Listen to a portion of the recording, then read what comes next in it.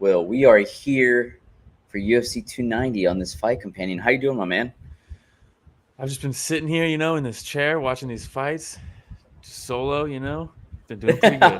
Been silent for the past, 4 hours. But we're My ready to bad, go. dude. I'm breaking that silence. Yeah. That silence, man. But yeah, welcome everybody. This is Story of the Fight. If this is your first time joining, please like, subscribe, hit the notification bell. Goes a long way. You can find us anywhere podcasts are found. And if you might be wondering where that might be, Will, where can they look it up? Yeah, if you go to storyofthefight.com, it'll show you all our links, Instagram, Twitter, TikTok, Reddit, Threads, the new Threads, What? know? I like how you messaged me. You're like, dude, just a heads up, like we're on Threads, and I was like, what is that? What? That's the Twitter killer, allegedly. Ooh, as they say. Fighting in more ways than one. Yeah, now there's a lawsuit involved, and it's like, is there? Well, potentially. I think Elon's like, they stole everybody that I fired, they hired, and now they made a Twitter copycat. So it's like, well, yeah, dude, that's what happens. Yeah. You fucked up. But he's like, I'm gonna send him a cease and desist and all this stuff, and it's like, all right, dude, come on. How about you just fight him for it? Only one way to settle it. Yeah. With those hands. Why not? Oh man. Hey, it's been a fun night of fights so far. Watching UFC 290 main event, Volkanovski versus Yair Rodriguez. Before that, we have Brandon Moreno versus Alexander Pantoja. Alexander. I'm trying to remember how they pronounce it correctly, but Alex. No, that's not. The X is a sh in Portuguese. Alexander. Maybe we'll go with that. Pantoja. We'll go with Pantoja. That might not even be how you pronounce that. Yeah, who knows? The undercard, you got your boy, Bo Nickal. Well, I think it's what is it first? Is it we go Volkanovski versus Yair, Moreno versus Pantoja, Bobby Knuckles versus Du Plessis, right? Is next. Yeah. And then it's what? No, is it next? I didn't know it was next. I thought it was Bo Nickal. Well, that's the feature bout, right? Before the I thought we were going top to bottom. You started with Volkanovski and Yair. Oh yes, you're right. Yeah, so then it would be Whittaker and Du Plessis. Yeah, then Dan Hooker versus Jalin Turner. Jalin Turner missed weight. And then... Not sure how I feel about Dan Hooker's new hairstyle. I'm okay with it. It is what it is. But yeah, I feel better about his haircut than I do about Jalin Turner missing weight, Yeah, what happened with that? I mean, he's huge for the division anyways, right? But... Yeah, well, the joke is he started training with Hamzat, Oh. Yeah. Let himself go a little bit, huh? Let himself go just a little bit. Man, I am excited. Yeah, so we're starting with Bo Nickal versus Val Woodburn. Yeah, who got your money on? I mean, the money's on Bo, right? But man, it'd be so cool to see Val get the upset, right? Would be pretty sweet. I was thinking about just placing a parlay on the main card tonight. Chickened out. What was your parlay going to be? Let's see. Let's see if you made a good call for chickening out. I went Bo Nickal. Yeah. Right. Let me see. I think I sent it to you actually.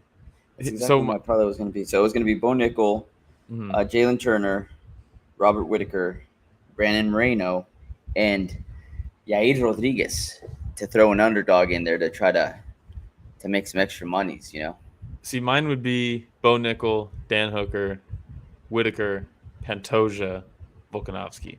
Oh, I think Pantoja at plus 180 was the last time I looked at it. I was like, that's not a bad one. bet. Robbie Lawler wasn't a bad one. Yeah, apparently he comes out there and starches them. Robbie Lawler was not that was a awesome, bad one. Man. By the way, the UFC to have that video ready to go for the end of the fight, man. Yeah. I mean, come on. Yeah, Could you have written it out any better way, man? Like, no, you can't. He comes out there, he starches them in under 40 seconds. Then they play this promo, this highlight, talking about everything, his whole career. You see him, they have him on the little corner cam, and he's like, "You got that look, man." You know? Yeah. Right.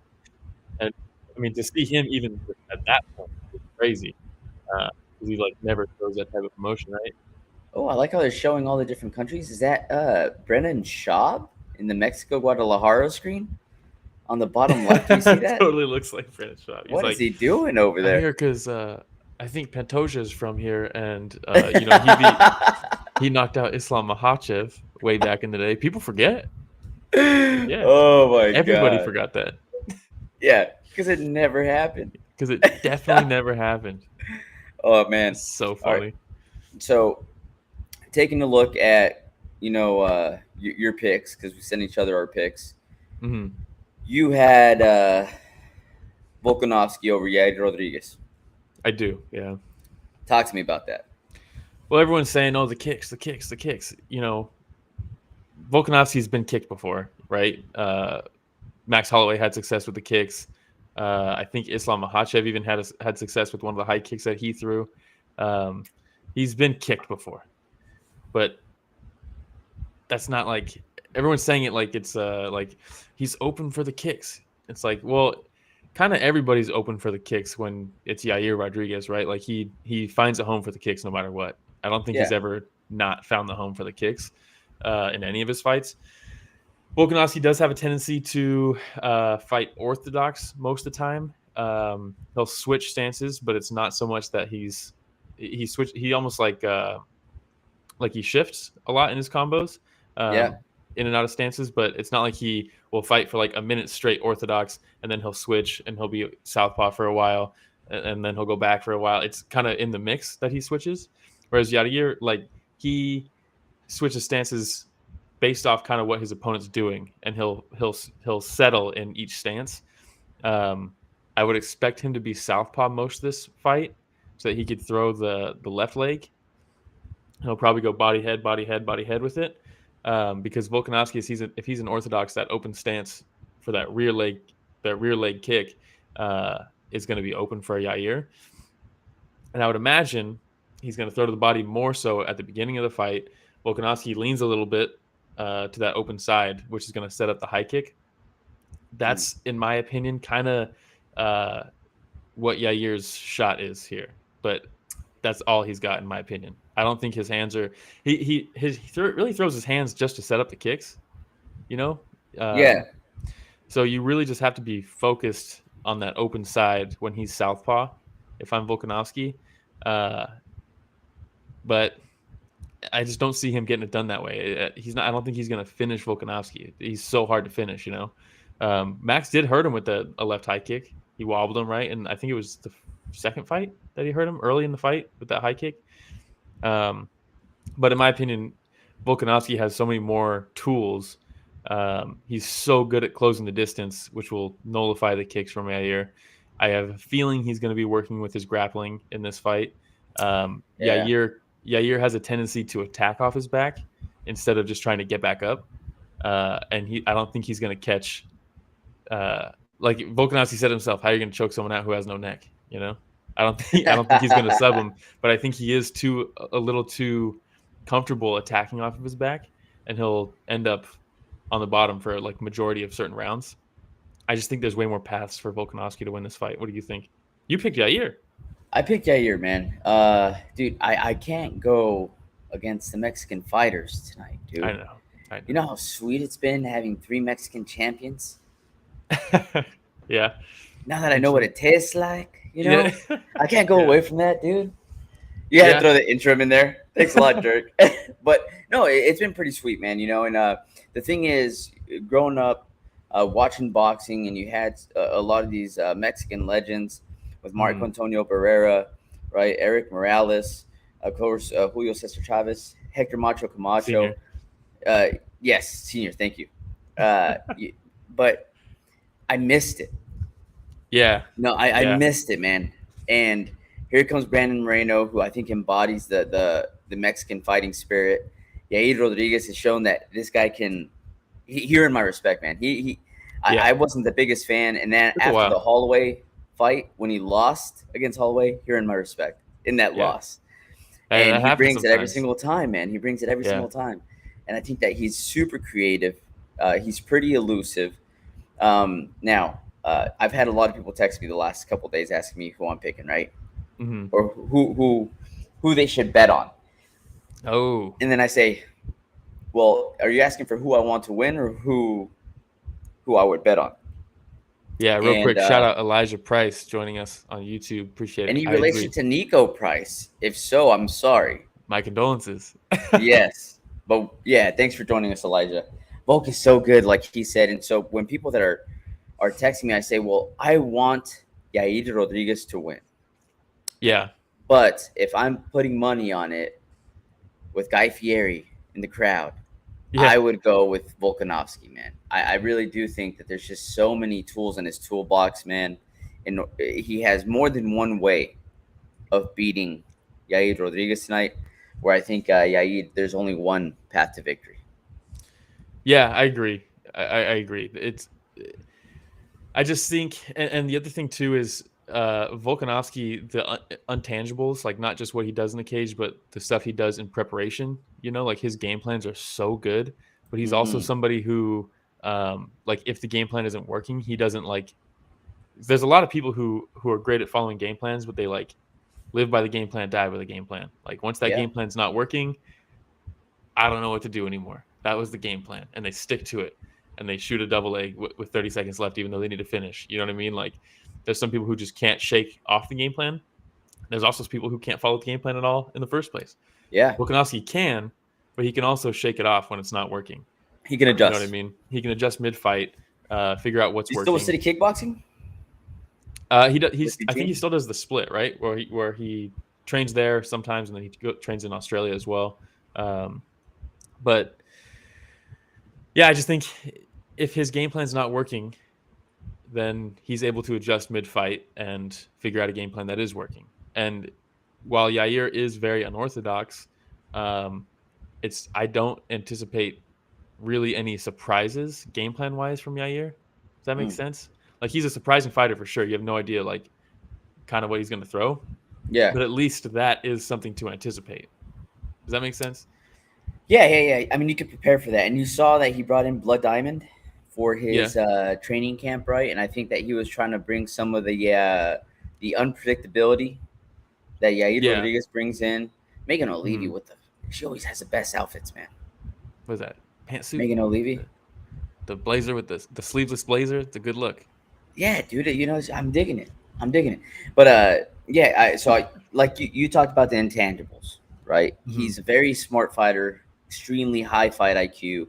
Eugene Behrman is another mastermind. So as long as he's still in his corner, I feel comfortable with whatever game plan they come up with. I'm just hoping that there's just random spinning back elbow or something that just lands from Yair Rodriguez, Yeah. Which is always a possibility. Always a possibility with Yair. Always a possibility. With Zombie, with Korean Zombie.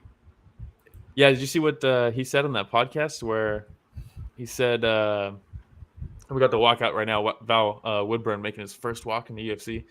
But he was talking about how right before that fight he had like a lump that they found like on one of his organs. They got a scan. He told Cowboy about it. Cowboy's like, my wife's a doctor. Go see that immediately. So they checked it out. It was benign, but he was like super stressed about what if it's cancerous, all this stuff. And he's like, he hid it from the medicals before that Korean Zombie fight. And he basically said that like going into that fight, he wasn't going to pull out because if it was going to kill me, I would like to die in a fight. And it's like, Jesus Christ. And this is Yair? Yeah. And he said when he was hugging Korean Zombie at the end of the round, he was like, if all the stress from this fight, I mean, it was a brutal fight. He's like, if this is what does me in, appreciate sharing it with you, basically. That's why he was hugging him at the end of the 5th round. And then when he threw that elbow, he said it felt like basically like God stepping in. And like, how gnarly is that? Wow, that is gnarly, man. Yeah. Again, warrior spirit, dude. Warrior Gotta spirit. love Also, I feel a little weird about it though, because like Korean Zombie, like if he got a body off that fight, like, and he knowingly went in there thinking this is a chance, and Korean Zombie didn't, and now he's just killed somebody. Nah, but then afterwards they'd be like, dude, no, it's all good, dude. He was already. It's okay. He knew about it. It's yeah, like, yeah. Almost makes it worse. You were the chosen one. He chose you. Yeah. You know, then he wouldn't feel that bad. Maybe I would still feel bad if I killed somebody. Man, I'll tell you who won't. That's Sean Strickland. Have you heard his podcast with Joe Rogan recently? Speaking of Sean Strickland, he's in the crowd right now. Chris Curtis just walked out with Val Woodburn. Oh, nice. They all train together. That podcast was very interesting. The Rogan one? I didn't watch it. I watched a couple clips. Dude, it is something else, man. You listen to that podcast and you know exactly why he is the way he is. Like listening about like his upbringing. Oh my God. Yeah, it's crazy, man. Like I'm telling you, as soon as I heard all that stuff, I was like, you know, that makes sense. Yeah. It all makes sense now. Yeah, not just an act. My guy's the real deal. Yeah. You know who else is the real deal? Bo Nickal. Val Woodburn. They say, I don't know. I get why this is on the pay-per-view because people are hyped. I'm not as hyped as I think most people are about Bo Nickal. I know his wrestling's like incredible. He's still 4-0 in MMA. He hasn't even had 5 fights yet. And I don't know. It feels kind of weird. I don't know exactly how I feel about him being on the pay-per-view. A lot of main cards so far, no? I think only. Yeah. Only, maybe? I don't know. But Val Woodburn is 7-0, so he's technically had more fights. Obviously, he doesn't have nearly enough experience as far as like the wrestling goes. But it's going to be interesting to see if Bo tries to stand and trade with this guy. Because have you watched anything from him? Val? Val? No. Yeah. A little wild, but the dude hits like a truck. Ooh, you can tell he swings hard and heavy. So it's going to be interesting to see if Bo just immediately shoots a double from like across the cage, you know, and just like a la Ben Askren. We'll see what happens. What do we got? Minus 1,500 plus 900 are the odds. Wow. So I'm going to try and see if I can get the a bet. No. I thought I can try to place a bet real quick. No, I'm going to try to see if I can get that clock up on my screen so people can sync up with the clock, watch it with us, whether that's live or I like watching the fight companions back and just watching people's reactions, you know, to the fight. Yeah. Something fun about that, like other people's fight companions. Yeah, this should be fun, man. I mean, it's been a fun night so far. The fights that we've seen so far have been really good. Yeah. So I'm only expecting the main card to get even better. I hope so. Right? There's some bangers on here. Hey, how about Bruce Buffer's intro on Robbie Lawler, putting a little extra on it? Oh man, great. I wasn't even listening. Oh, it was great. He went. Was it? He went extra. He went in. Yeah, it was cool. Did he do the 360? I don't think he did the 360. The camera wasn't on him. Oh shit! I think he retired that after he blew out his ACL. Yeah, I think you're right. It's probably the right call. I like how International Fight Week they have such a mix of fighters from all over the world. Although it seems like we're very Mexico heavy today, huh? Well, because I think they were trying to do this in Mexico. I think that was even Dana said he screwed up not getting this done in Mexico. Oh, you know? Royally. Yeah. Royally. Main and co-main. Estadio Azteca? Dude, over 100,000? Totally. They would have filled it up. Guaranteed. Yeah. Guaranteed. Yeah, they dropped the ball on that. And now, what if Moreno loses? What if Yair loses? What if they both lose? And now you lose that chance. Yeah, that would have been one of the biggest. It would have been the largest gate earnings in UFC history. Could be, yeah. That would have been nuts. I guarantee it. You know how many pesos would have gone into that? Lots of pesos. More pesos than dollars. Dude. All right, here we go. Round 1 has started. Got the little clock on there. Yeah, okay. Kind of, sort Let me of. fix that clock real quick. I see it.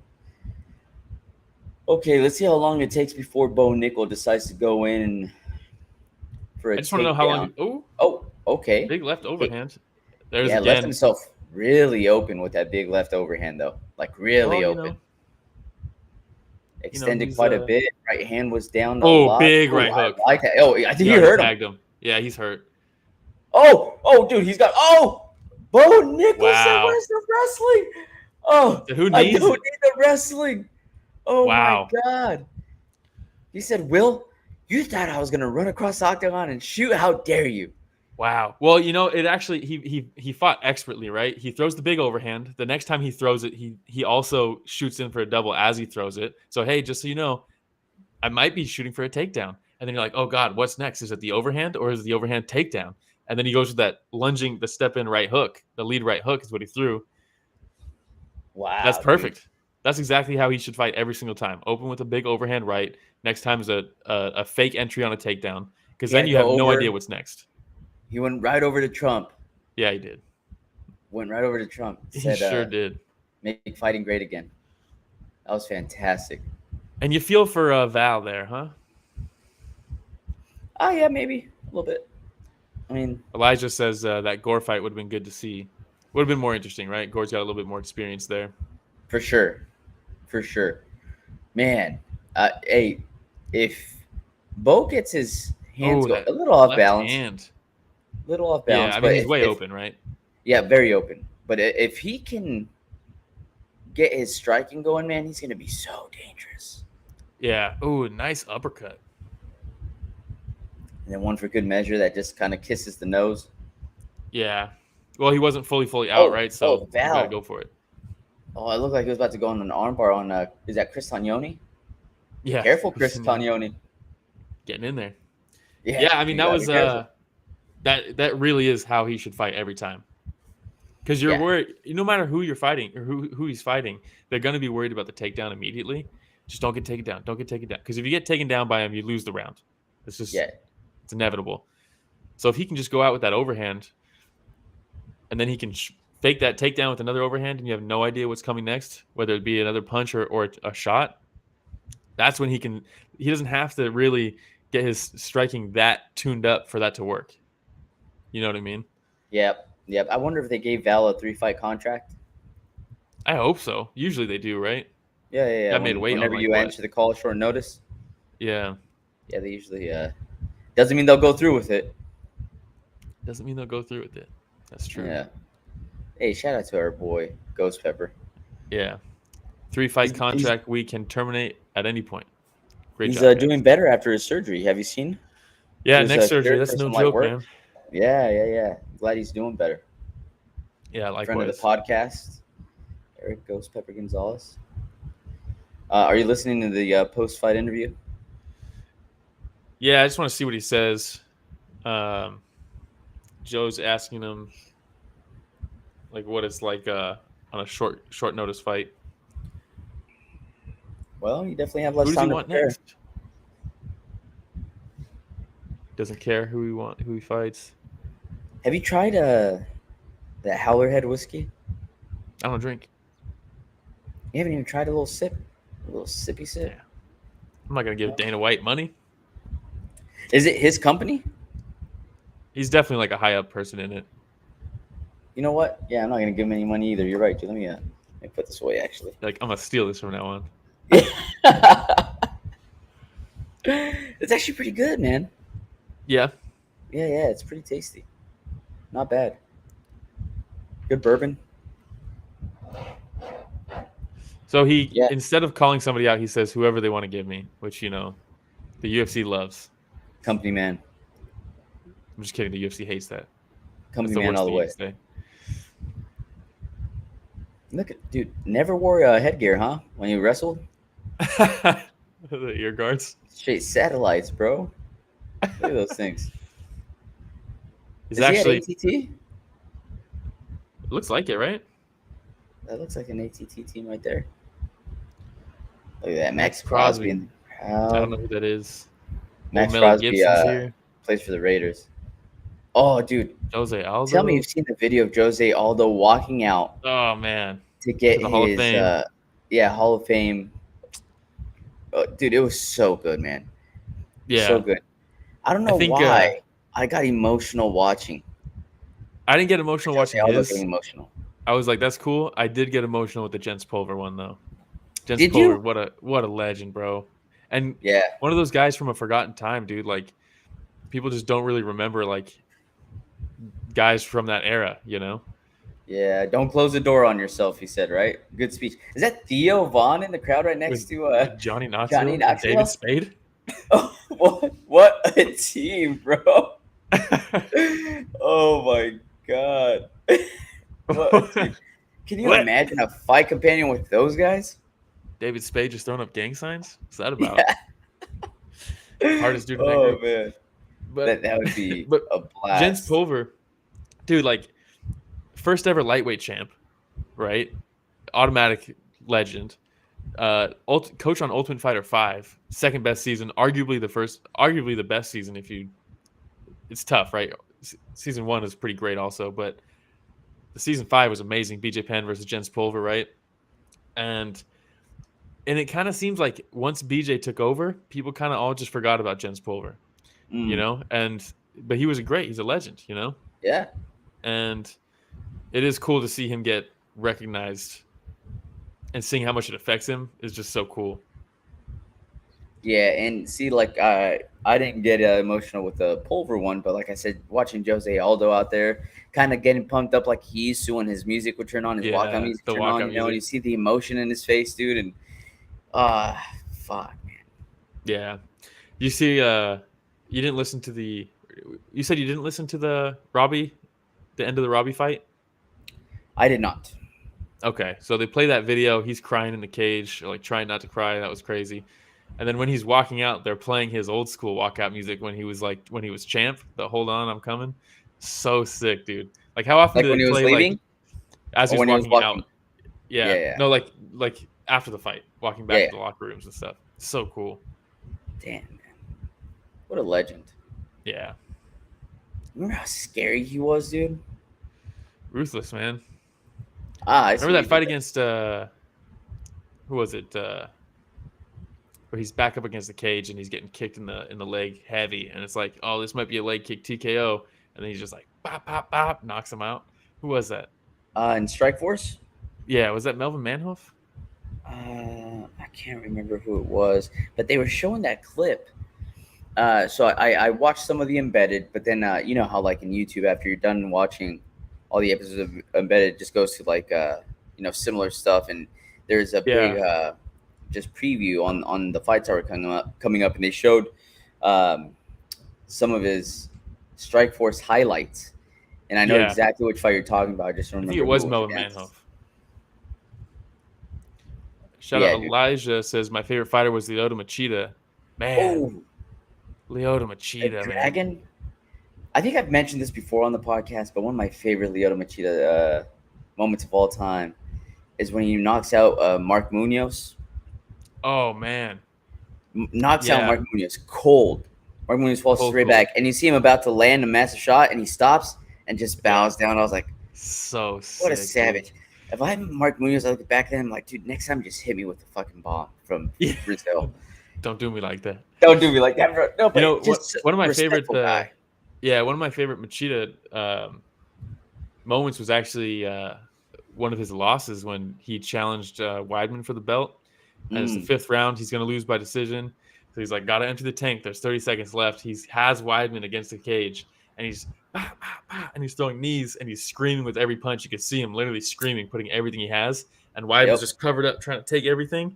And he just throws. He doesn't have any more in him. There's like 5 seconds left.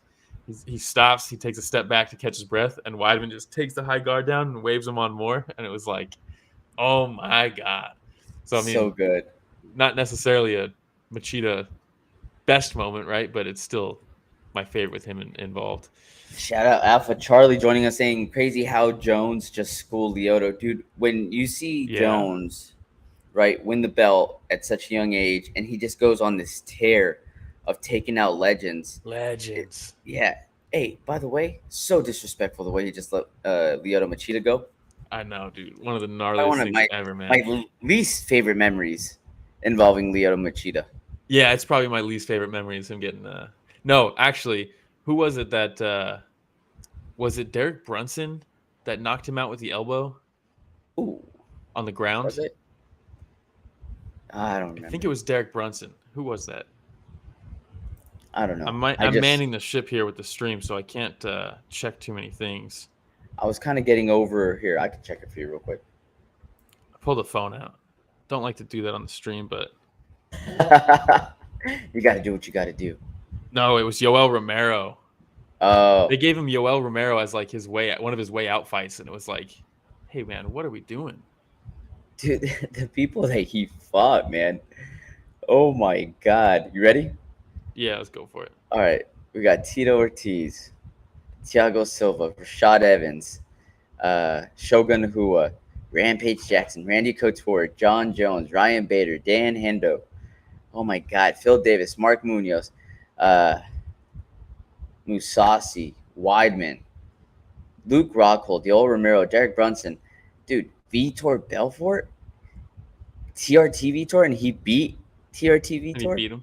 Was it TRT Vitor? I mean, when's he? Come on. When wasn't he? Yeah. When he fought Weidman? I'm pretty sure. Yeah, that's true. Chael Sonnen, Gegard Mousasi again. Dude, it's just the who's who, man. They go on a little bit of a losing streak, huh? At the end? Don't they all, dude? They literally all do it. It's one of the hardest things to watch. Rough. But he lost to Mousasi, Phil Davis, Ryan Bader, and Fabian Edwards in Bellator. One of those things is not like the other. Eesh. Rough, man. But yeah, Lyoto Machida, super fun to watch back in the day, man. Yeah, straight up legend. I mean, that remember when he technically, I don't think it was really a front kick. I'm pretty sure it was technically a crane kick that he knocked out Randy with. That was nuts. It? Yeah, it was like it was super close to when Anderson landed his front kick against Vitor too.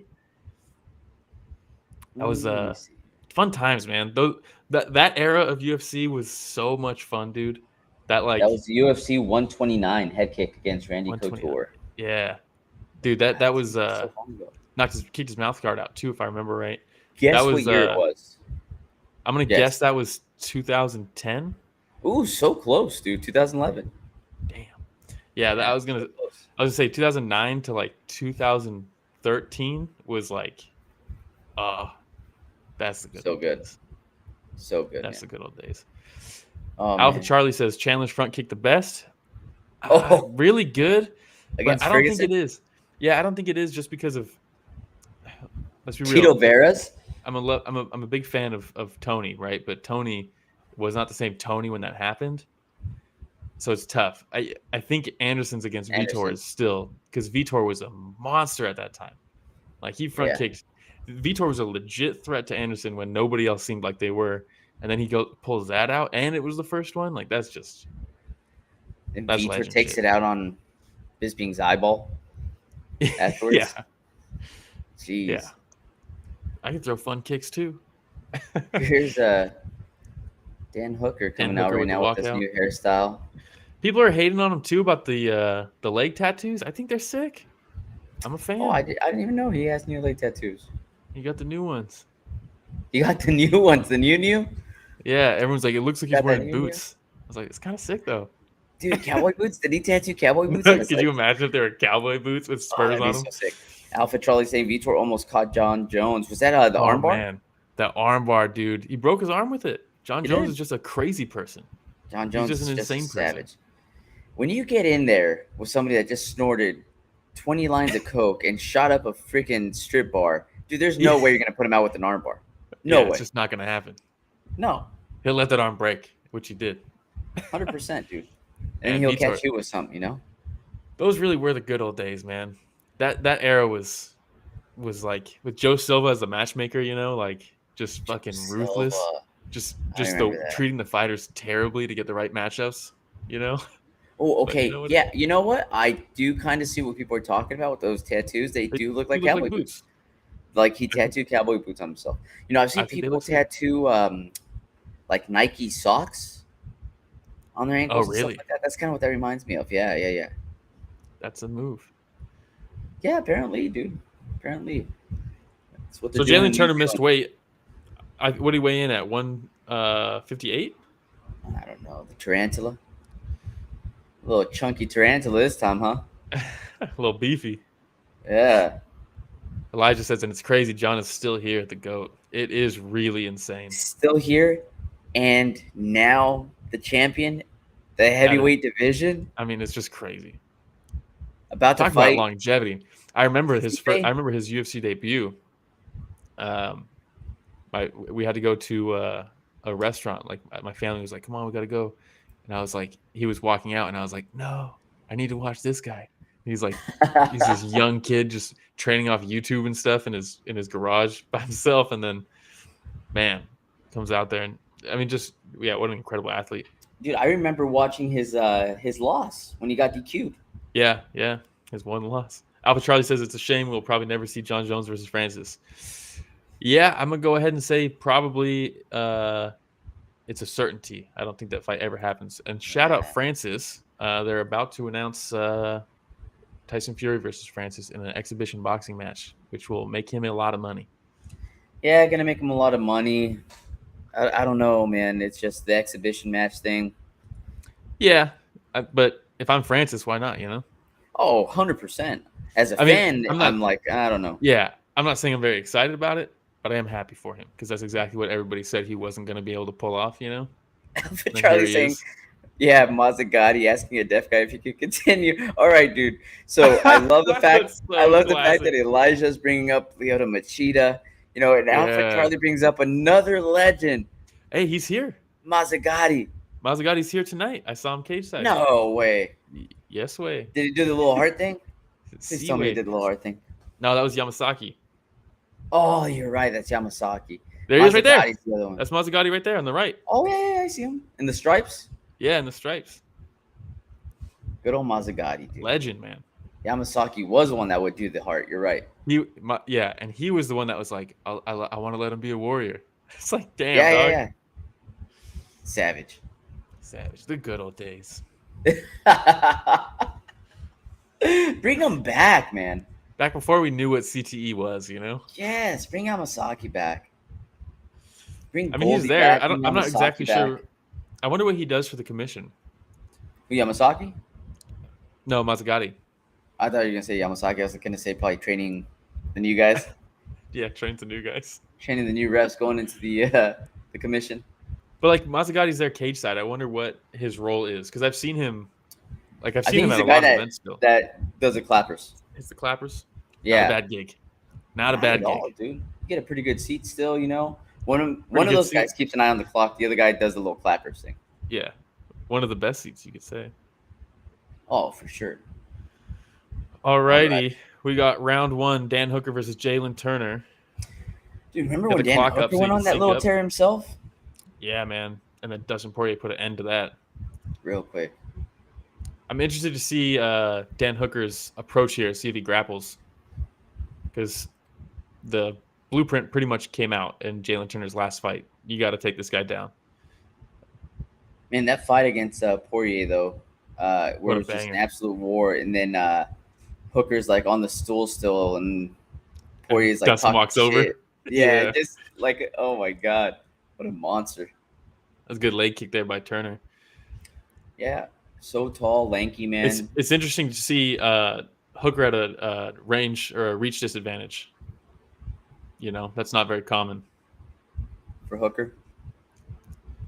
Yeah. He's used to having but he doesn't really fight very long. You know, he kind of lets people get in, and it's his elbows and his knees that he really likes to hurt people with.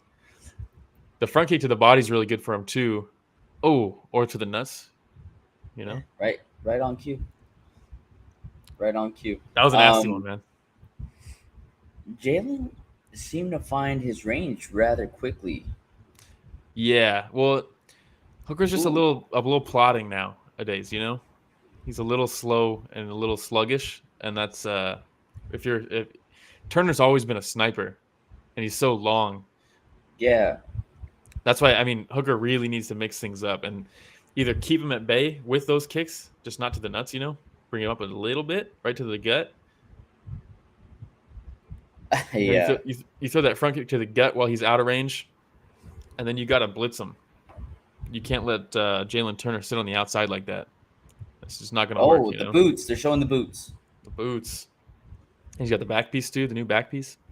He's got a back piece, too? He went all out, huh? Dude, new hair, new tattoos, new man. I guess. Let's see if there's a new outcome, huh? Yeah. Oh, he's coming off a win, right? Let's see, who did he beat? Claudio Puelles, right? Dan Hooker. Yep, Claudio Puelles. Before that, he lost Arnold Allen, Islam Makhachev. He beat Nasrat Haqparast. Yeah. Lost to Michael Chandler, Dustin Poirier. Hey, he hasn't lost anybody bad. There's tiers. He's tier 2. Anybody tier 2 or lower, he's got a really good shot. Anybody tier 1, your boy's going down. Yeah. Oh, that right hand landed there for Turner. I mean, so this is a good opportunity for Jalin Turner. Continue building up his name. Yeah, no, definitely. Bounce back after a loss, too. Dude, I love how he threw that left and followed it up with the left head kick. Yeah. Very much like our boy Bruce Leroy, friend of the podcast, by the way. Shout out Bruce Leroy. Yeah, Jalin Turner's just very crisp, Yeah, he's a good striker. Ooh, Hooker tried to catch the leg there and couldn't quite do it. Yeah. That's the move, though. You got to either catch a kick, somehow get a trip in or something. That's how you're going to have to beat Turner. Oh, good turning side kick there by Turner to the body. A little concerned. Hooker keeps on circling towards Turner's Hooker landed that uppercut. Power hand. Yeah. Power shot. Well, now he switched stances, so. They got the open stance. I like the front kick from Hooker to the body. He landed it just a second ago. Okay. Hooker needs to feint more too, because every time he actually commits, Turner's there with the counter immediately, and he's just not really feinting at all. There we go. See, that feint gets the reaction there from Turner. Yeah, it still looks like he is having a little bit of a hard time, though, trying to close that distance. That leg kick's working for him, though. The leg kick's good. Keeps on throwing that low rangefinder out there. Yeah, that jab landed there too. Okay. Oh, you see, I think that is the game plan, is to catch one of these kicks and take him down off of it. Ooh, a little jumping switch kick from Turner to the body. Man. Landed right underneath that sternum. Yeah, that can't feel good. That open side, when they're open stance like this, those rear leg, those rear kicks to the body are nasty. And it favors the southpaw, right? Because that's the liver kick. There's the shot. Nice knee there in the clinch. He's doing a pretty good job in the clinch. The couple times that they've actually gotten in close like that. Yeah, there's that front kick to the body from Hooker. Oh, and the left hand. And see, now they're in the closed stance. Turner's back to orthodox, and then he threw that front kick immediately. So I wonder if he just likes it when they're in a closed stance. Because he didn't throw it at all when they were open. Oh, nice body kick, but the right hand landed from Turner. Dude, Turner keeps on switching stances. Yeah. Right? They're open now again. Turner's at the southpaw. He caught the kick to throw the right hand, but didn't quite get it. No reset by Hooker there. Ooh, he goes up top. Oh, but a big right hand from Turner. And they're swinging. And Hooker caught him, got a little wild. I don't know. They keep on doing that. I still think it favors Turner there. They get a little wild. Yeah. I wonder what his gas tank looks like missing weight, though. Oh, he slipped. I thought he hurt him. There's that front kick to the body. See, that's the move. If someone misses weight and you have a good front kick to the body, you got to use that, because you don't know what kind of why'd they miss weight, Oh, yeah. Good left hand by Hooker. Unless it was on purpose, and he's like, you know what, I'm just not gonna drop these last couple pounds. Oh, snapped him back with the left hand there. Turner looks that sharp, bleach blonde hair shot right back. Yeah. Yeah, who do you give that round to? Alpha says, yeah, hiding that kick behind the punch is lethal. Talking about that, you throw that rear hand and follow up with a kick behind it like Caceres did. Yep. I would say probably Turner, but he didn't. It's not like he has a ton of momentum, I don't think. I think that's Not a bad It was a round close round. for Dan Hooker. It was a close round. Yeah, here's that. That turning sidekick was nasty, man. Ooh. Right on those ribs, and there's that one to the sternum. Oh. Yeah, good front kick there. Yeah, Turner looked pretty crisp, man. That right. He got a little careless a couple times, though, where he'd rush in with a blitz, and Hooker was able to land some counters as he was running in on him. You can't be running in on somebody like that, you know? You're giving them half the momentum. You're adding power to their punch, basically. So, is that Samurai on his back now? Is that what it is? Okay. We got round 2 here. Man. They're like Japanese art tattoo. It'd be kind of hard to beat Volkov right now. His back piece is fantastic. Really good.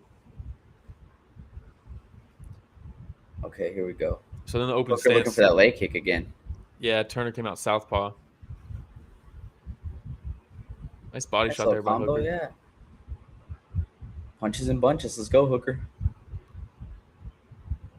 Let's do this. Yeah. The straight shots from Turner are so good. That's what I'm saying, man. It's just everything just seems so crisp, and it just seems to get there a lot faster. Yeah, I like that combo, though. Hooker's throwing that right hand to the body and then the left up top. That looked good there. And he exited on an angle. I still think Jalin can beat him to the punch with those straight shots right down the middle. Yeah, he's quick. But those straight shots don't quite work when he's smothering you like that, you know? Mm-hmm. But every time Hooker seems to be threatening with anything, it looks like Jalen's taking a step back. You see that? Right away. Step back. Look. So he's doing a pretty good job of just staying at this perfect range where he could still land his straight shots, and it makes it really tough for Hooker to get anything in. Yeah, man, that front kick to the body is money from Turner. Oh, he timed the leg kick that time perfectly. Hooker just needs to feint more, you know? Every time he throws, Turner knows he's committing. So he can answer with something. That was perfect. See, he feints once. Turner throws, he lets go.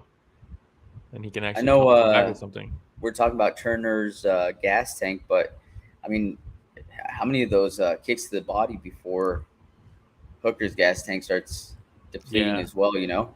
Yeah, those are nasty. Because he's landing solid kicks. Elijah says, I like both fighters, but have to go with Turner. Yeah, I was rooting for Turner into this fight, and then he missed weight. So I switched to Hooker. Oh, whatever, man. I like both these guys. Maybe. Big high kick from Turner. He's hurt. He said, you're a wrestler now. But this is the game plan. Good whizzer there by Turner. And a big elbow to clinch two of them. And the left hand. Wow, Hooker's so tough, man. His natural reaction is just a big elbow again on the exit. Start swinging back. Hooker can't just keep throwing the jab like that, though. He's got to throw something bigger. You got to get the respect back. Man, Hooker's tough as nails. There's that front kick to the body. He's getting hurt, though, every time he really tries to come in. Yeah, it's not going well for him this round. Good patience from Turner here. Yeah, he's doing a lot less of that blitzing that you were talking about from the last round, you know, because he did get a little careless that last round.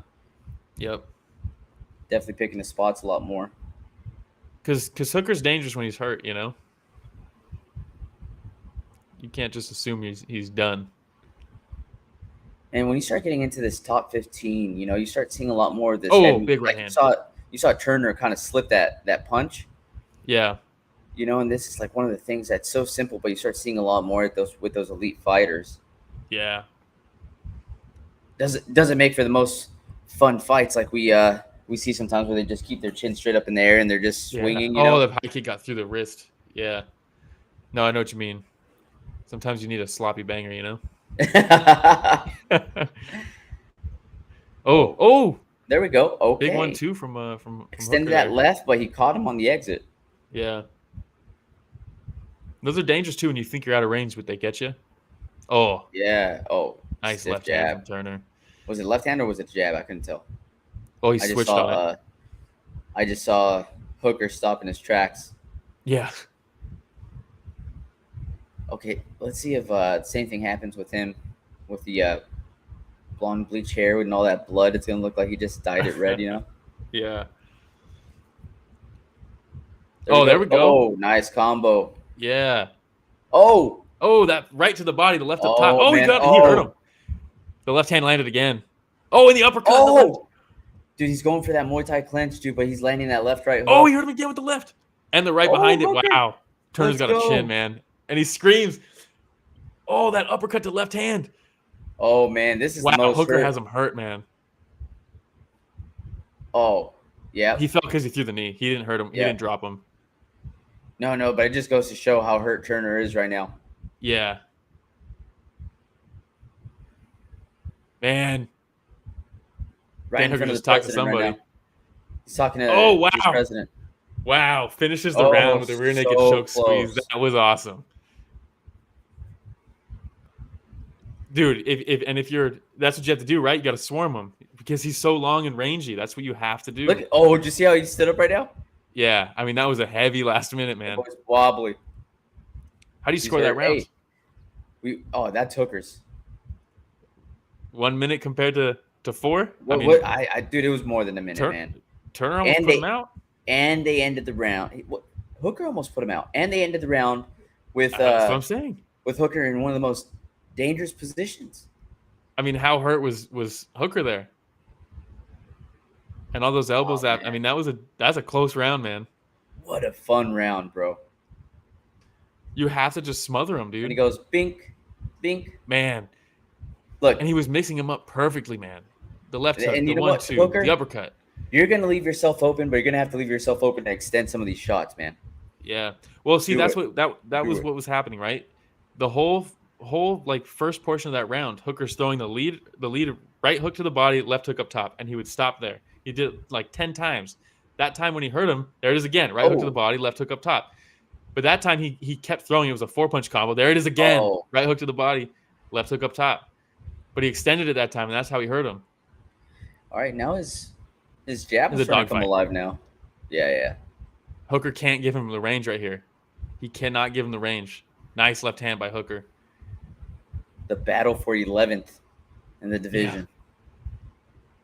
God, what a fun fight. Hooker's in so many bangers, though. He always is, man. Oh, he ate that kick. Say what you will about Hooker, but he's rarely in a boring fight. Some would say never. Seriously. Dude, that right punch to the body and the left hook up top is so nice. It's working. I'd like to see him extend it again and not just stop there on that left hook up top. If he can follow up with the right hand up top again after the left hook up top. There it is again. Yeah. Turner's in deep waters right now, man. He is. He's just in survival mode. Backpedaling nice quite a bit. Hooker. That shoulder roll's not working, bro. Oh, man.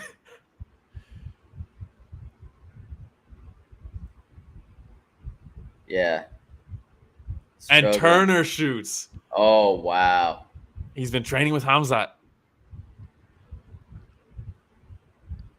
Dude, he probably just heard that little voice in his head. Smash him, brother. Push off right now with that left leg. You got to push him off. He cannot just... His legs are killed right there, though. There's a push, and he gets up. Yep. This is a dogfight, man. Gonna come down to Will, huh? Yeah. I'm right here. Who wants it more? Wow, Dan Hooker walking him down, punching him. Oh, big elbow by Turner, though. And a knee to the body. Oh, my God. Dan Hooker just refuses. Oh, my God. He drops him. Jalin Turner wasn't ready, huh? Oh, big shot there. The right hand got through. Now he's got to do the exact same thing. Yeah, you got to push him off. Put his feet on the hips right there and try to push him off. But Hooker might need a finish here, man. That second round is a close round. Oh. All right, he's got these long-ass legs, man. Let's see what he can do with them. Turner just accepted this position, man. Yeah, as Bisping says, you can't accept the position. Wow. Elijah says, I am listening to the fight through you guys. That's awesome, man. Are you watching, Elijah? Or are you just listening? Because this is the banger. Oh, man. What a banger. Dude, Turner, if you're not going to try to push off, like I think his legs are so gassed right now. Yeah, he's gassed. He's gassed. But if you're not going to throw up submissions right now, it's tough. Do something. 10-8 round? Maybe. I mean, for Turner being off your back, hitting him with this little pitter-patter shots while Hooker's on top and, landing big shots. It's not a good look, man. It's not a good look, especially he's sitting here closed guard. Turner's got his legs crossed, He's not trying to work. I think Hooker's got this, man. Good elbows there by Turner off his back. Now the guard's open. Okay, there we go. He's got wrist control on the left hand. He's trying to throw the triangle up. Exactly. And with those long-ass legs, man, that's trouble if he gets that through. Tarantula, But Hooker's staying calm. He got the arm back. Turner still has the wrist control there. Yep. But he's not going to – I don't think he's explosive enough at this point, and he just lost the wrist control. I thought he was going to go wrist control on the right arm, but he let go. There's the wrist control again on the right arm. Yep. But, Hooker's doing a really good job with that head position because if I'm Turner, I try to go wrist control right arm and see if I can try to just get a Kimura in, just anything to try to attack from the bottom. But with that head position from Hooker, he wouldn't allow him to do anything. And plus, now he's pushed up against the fence, right? So it's hard to extend your hips to be able to actually attack. But sometimes you got to attack just to create the opening to get up. Yep. Even if you're not really going to get the submission. Got to unload here. Just let those bombs fly. Wow. At this point, I don't think Turner has anything left in him, so Hooker should feel pretty safe to just start raining down, man. Yeah, but, man, I don't know. That second round is going to be tough. I got to rewatch that one. I think Hooker probably took it, right? Especially with the last impression. Yeah. He hurt him. Oh, well, he goes there down. you go, Turner, with 20 seconds left. 20 seconds left. He's back up. Hooker still has him against the fence, though. Wow. Stands up. Very first thing he does is take a look at the clock. Good body kick by Turner there. Good body kick. Man, Hooker's such a savage. Oh, and he stings him with the left hook, the counter. What a fight. That was a banger, man. That was a great fight. It was. That's a good fight, man. I think Hooker took it for sure. Wow. That's a banger, man. And also, the judges don't have official knockdown, they don't have the official stats, so they might have thought Turner got knocked down in the second round, right? When he threw that knee. When he slid? Yeah. If they thought that was a knockdown, then that's for sure a Hooker round, right? Yeah. I mean, what it had to have been 2 minutes, right? The last 2 minutes of the second round. I think it was just the last minute, man. Was it? Yeah, Turner was really cruising. So many shots, man. He got Turner so hurt. He ends around taking Turner's back. It seemed like he had actually sunk in the rear naked choke, but it was over. It was over here at the bell. Was it on the chin? It wasn't under the neck. Wow, man. That was a banger, dude. Hooker is always in fun fights. A shot to give a couple, huh? No, and here's Volkanovski. Watch it. Look at that. God, I love seeing that, man. That's such a tight-knit group. I wonder if they had a camera on Adesanya. Because Adesanya's there. I wonder if they had a camera on him. It's one of his boys, no? Yeah. Have you seen their sparring? It's so sick. Hooker and Adesanya? Oh, my God. So sick. Neither of them takes it easy. No. It's got to be nice when you have a guy like that you can just go hard with, Oh, yeah. Iron sharpens iron, man. All right, here we go. Man, Turner looks exhausted. Yeah, for sure. Let's see what they say. Adelaide Bird, uh-oh. Turner. Bird went Turner. Oh. Hooker got the second one, split decision. Ron McCarthy, uh-oh. Okay. Here we go. Dan Hooker. There we go. Yeah. Wow. What a banger. You know what? It's not a bad scorecard from Adelaide Bird. Unless she gave Turner the third round, then it's a bad one. But that second round is close, man. It was close. Oh, he gives Joe Rogan a little kiss on the head. Yeah. Great card so far. Hasn't disappointed, man. Hasn't disappointed. After this one, now we got Bobby Knuckles versus Dricus Du Plessis. Yeah. And Joe you said you're not broke his arm. He broke his arm? Joe just asked him if he broke his arm during the fight, and Dan said, "We have to see. We'll have to see." What a savage! I wonder when that would have happened. Yeah, I don't know. I mean, he had to go through the wood chipper for that one, man. He did, really man. Did. That's back-to-back losses for Turner, right? Yep. You know, he took the loss really well, too. Did you see him? After they announced Hooker on the last one, he was like, yeah. Darn. You know, like he did the little, man, rats. We'll get him next time. Hopefully. I'll make weight next time. Yeah, he might have broken his right arm, dude. It's like hanging weird. Wow, if he did. Look, he goes right over to the president. John Anik. Says what's up to him, too. Word on the streets, they invited Biden, too, man, but he showed up to the wrong arena. Yeah. Can you imagine he just walked in an empty arena? Like, where's everybody? He said, I'd love to go, but it's past my bedtime. Oh, man. You know what? I'm kind of digging the blonde hair because look at how it looks now. He made you a believer in it. You weren't feeling it before. Yeah, I wasn't feeling it, but I'm kind of digging it now. Jamal Murray, okay. I don't know who that is. World champion Denver Nuggets. Miles Teller. Oh, dude, that's oh, come on. With the beard. Legend. Oh, okay. Lee and Glover. I totally thought it was somebody else. Oh, Rey Mysterio, come on. Legend. Hey, at what age as a wrestler do you have to let go of the mask? Yeah. You know what I mean? At what age? Whoa, they got the Leech out there? Legion. King Liang, look at him. That's sick, dude. That dude's awesome. Oh, dude, he's one of my faves. The whole suit situation, remember? Oh, brutal, man. It's so brutal. It's absolutely brutal. All right. You got Bobby Knuckles. You've been on Bobby Knuckles' nuts for so long already. We got a new mythical fighter, though, with Du Plessis. Oh, which one is it? He just got nose surgery, so now he can actually breathe through his nose. So now we got. So we might have a breathing Du Plessis? 100% oxygen Du Plessis. Holy smokes. I didn't know he was oxygen deprived before. He was oxygen deprived, man. Wow. Elijah says best wrestler, Shawn Michaels. Oh, man, dude, the Heartbreak Kid? I just don't know anything about wrestling, man. Oh, okay. When we talk rivalries, man, one of the best rivalries of all time. Like, all time. Fucking Yankees, Red Sox. Giants, Dodgers. Right? You had fucking Shawn Michaels and Bret the Hitman Hart. Hard to beat, man. I've heard the names, you know. So good. I could not tell you what they looked like. If you put them all in front of me, like a bunch of different guys, like a lineup, I wouldn't be able to pick them out.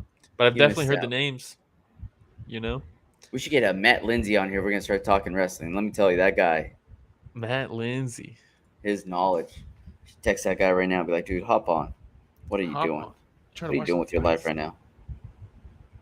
Yeah. Come on. Yeah, this is a good card so far. I'm telling him right now. But yeah, dude, Shawn Michaels. We also had, of course, The Undertaker. I mean, I think that guy retired at like 80 years old or something like that. Mankind. So back in the day. The only thing, it's funny you say those names. The only thing I've really ever seen in wrestling was the two of them. I think it was the two of them. Off the cage? Yeah. That's like the legendary, only thing I've seen. Dude. Legendary. Where, he throws him off. He's just standing there like, what did I do? It literally looks like he's like, I don't know if that was the best move. Dude, I know it's scripted, right? Like they planned it, but I'm a kid and I'm watching this, and I just remember vividly him landing on that table from being tossed off the top, and all I hear is, yeah. It's like him trying to breathe, and Mankind's like dead on the table, and I'm like, oh my God, I think he's really hurt. Yeah, and then crazy. And then he crawls back up, dude. Back up. And so, if you ever watch, I think it was an interview of Mankind with Stone Cold Steve Austin on Stone Cold Steve Austin's podcast, and he's talking about like how he, you know, they were like, hey, dude, you don't have to go back out there. Like, you just got tossed and you're like almost dead. Like, let's go. And he fucking climbs back up to the top of the cage and fucking he gets choke slammed. And the cage isn't supposed to rip, but he choke slams him and the cage rips. And he fucking flies down again. Well, that's the funniest thing, dude. While they're up there before he throws him off, the way they're walking on it, you could tell it's like so like not put together the right way. Like, oh no, you could tell they're like, whoa, yeah, like every step that they take. It's so funny, dude. Oh my god, they had just gotten that fence from like Home Depot like a few minutes before. If I could just put a couple of wires around it. So funny, man. Who you got in the Poirier versus Gaethje rematch they're showing on the screen? Give me Justin Gaethje. Wow, give me Dustin Poirier. Give me Justin Gaethje, man. If we get a Justin Gaethje that's a little more calculated, I think that he can actually take this one. Well, the Gaethje that fought Fiziev was a lot more calculated. And he's more active. He was very calculated in that Fiziev fight. He was losing that fight and adjusted and made the right adjustments mid-fight and was able to get that win, and not just by like out dogging him. Like it was actually a technical adjustment that won him that fight. Yeah, and that's what I'm saying, man. I think we're seeing the evolution of Justin Gaethje. I think that he's realizing that he cannot continue fighting the way that he was fighting before. Yeah. And especially if he wants to make another run at the title. Like he did that already with his previous fight style. That's been done. Right? And it didn't work. It didn't work. So he got the interim title. But now I think he's thinking, you know what? I tried that style. Let me try this other style and be a little more calculated. So yeah. Elijah says Justin all day. Here's the thing, man. Elijah. Calculated Gaethje does not beat Dustin Poirier. The only way he's going to be able to beat Dustin Poirier is by throwing that out the window and just going hard. Because I'm also thinking about the fact that though he's just been so much more active. He definitely is more active. That's definitely true. And and I don't know how that'll play. Maybe it will be something that hurts him. But I definitely think in the fight game, especially at this level, man, you see these elite athletes, these elite fighters go inactive for a while, and you kind of see it, Definitely, and Dustin fought Conor back to back and things like that. Is there no title in that pay-per-view? BMF. Of course. Yeah. Jesus. Yeah. That's a good card, though. As I take a sip of my Howler Head. Yeah, there's Stipe there with. He's like, wait, they announced that I'm fighting John. I haven't agreed to that yet. I love Stipe, dude. Yeah. Who do you got in that fight? John Jones versus Stipe. Oh, dude, I gotta go John Jones, man. It's so hard to pick against John Jones. Yeah, Stipe's also like 50 years old now. That's unfortunate, dude. I don't want to see him lose. I think John Jones is gonna win, and I hope it's by like a quick submission. Like he just does exactly the same thing that he did to Cyril Gane. He just chokes him out in like 30 seconds. Sure. Gets kicked in the nuts real quick, and then I would rather see that than see Stipe get the brakes beaten off. I don't want to see that happen at all. So but man, Stipe walks into the fire, man. He does, dude. And that's he really does. Reason I fucking love him. Yeah. It's not like John has that Francis power, Stipe hits hard as hell. So, Dricus Du Plessis, you said you're not a fan. I'm not a huge fan.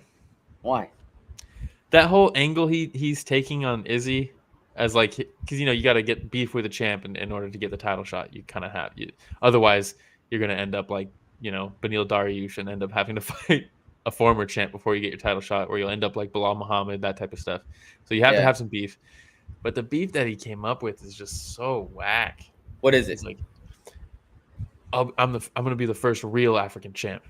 Every other African champ left, so they don't count. And it's like, all right, dude. It's just a bad. Yeah, he's also Sean just Strickland kind of touches on this point on the Joe Rogan podcast where he's talking about the whole African, not African drama. Yeah. And then, I'm sure Sean Strickland has the best take on it, the most level-headed take on it. 100%. You got to listen. You got to listen. Everything that guy says. Champ? Yes, that's exactly what he called him. Yeah. Yep. Yeah, I don't know. Du Plessis, it's also like, I'm going to eat my words hard if he pulls off a win here, but it's not an interesting matchup. It's a new matchup, which is cool for sure.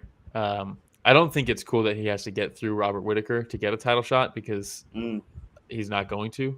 And that's what happens in these divisions where there's like the second guy who's arguably just as good as the champ, Whittaker, Max Holloway, those types of divisions, Yeah. Where they just continue to kill contenders for the champion. But But just like his style, I already don't really like his style, and for him to like, that's the angle he's going with. It's like, he's not going to win me over personality wise now either. So it's like, not really for me.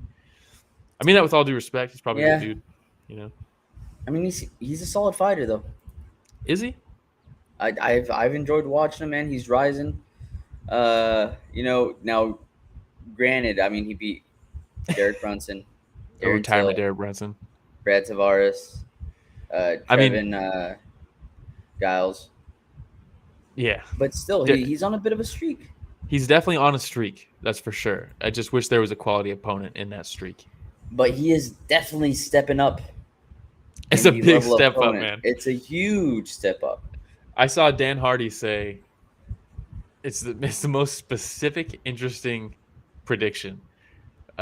He's like, Du Plessis kind of stands weird. His knees are weird, where they kind of like point inward, almost like Derek Lewis. Like when he's standing there, his knees kind of like, you know what I mean? Where when people like stand their knees locked, and it almost looks like they're bent the wrong way, just slightly. Oh yeah. He's like, he stands like that a lot with his lead leg, and Robert Whittaker throws that jumping side kick and the oblique kick to the lead leg a lot, like he did to like Yoel Romero. He throws that kick a lot. He's like, his knees already pointing the wrong way. If Robert Whittaker attacks that lead leg with the side kick and the oblique kicks, he's just going to destroy that lead leg. I feel like that's how he's going to win. It's like, man, what a very specific prediction. So that's definitely what I'm looking for in this fight is lead leg attacks from Robert Whittaker on his weird ostrich legs. Watch Du Plessis just knock him out with a nice right hook or something. He's like, I can breathe. He just takes a big deep breath and then knocks him out. Oh, man. Oh, that'd be awesome. I mean, but dude, okay, so let me ask you this. Let's say Robert Whittaker wins in, fantastic fashion. Knocks him out or something. What do you do with Bobby Knuckles now? You do Adesanya versus Bobby Knuckles again? 3. Hey, I'll go out on a limb here. Rewatching that fight, Whittaker won that second fight. He definitely didn't win the first fight, obviously, but Whittaker won that second fight. Who knows? I don't really know, to be honest, but I don't know what to do about Robert Whittaker. I mean, that's what happens. I mean, though? Like, if he wins again, it's Max Holloway. What do you do? Yeah, it's the same thing. I just don't know. Du Plessis' style is be really unorthodox, run at you with my chin straight up in the air, but just keep punching until you kind of crumble, and it's worked so far. But Robert Whittaker didn't even crumble to Yoel Romero. He's not going to crumble to Du Plessis' shot. The way Du Plessis throws, it's like from behind almost. He doesn't really set up his shots. He just blitzes with his chin up and just is pumping left, right, left, right. He's very predictable, right? Yeah. You're not going to overwhelm Robert Whittaker. You're just not going to. It's not going to work against him. Anything could happen, but I just don't see it happening. Look at him, bro. The Reaper. Look at him.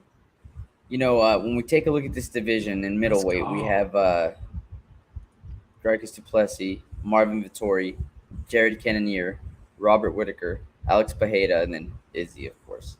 Yep. You got Izzy just cleaning out the division, man. Well, yeah, the only two people that are like somewhat ranked that he hasn't beaten are Strickland and Du Plessis. He hasn't fought Strickland right? yet? I don't think so. Did he? Strickland didn't get a title shot. No, not title shot. You fought him coming up? I don't think so. No? Let's see. I'll look it up right now. Look it up. Strickland. Robert Whittaker's also a gamer. He's really into like Bethesda games, like Skyrim and shit. So how can you not like him? Know what that means? I don't know what that means. All right, let's see here. Like on the embedded, he's always just playing video games. Like, it's my guy. Oh no. It was a Kamaru Usman. Oh yeah, they fought early on. Yeah, Kamaru Usman fought early on. That's who it was. I knew he had fought a champion in the past, but African champion. Man, think about it. They, between who was it, Usman and then Izzy and Francis, they were on the roll. Yeah, man. And then just like that, Izzy got knocked out. Kamaru got knocked out. Francis left. I mean, it was crazy. They missed it. They missed out on UFC Mexico with these 3 champs. They missed out on UFC Africa with those 3 champs.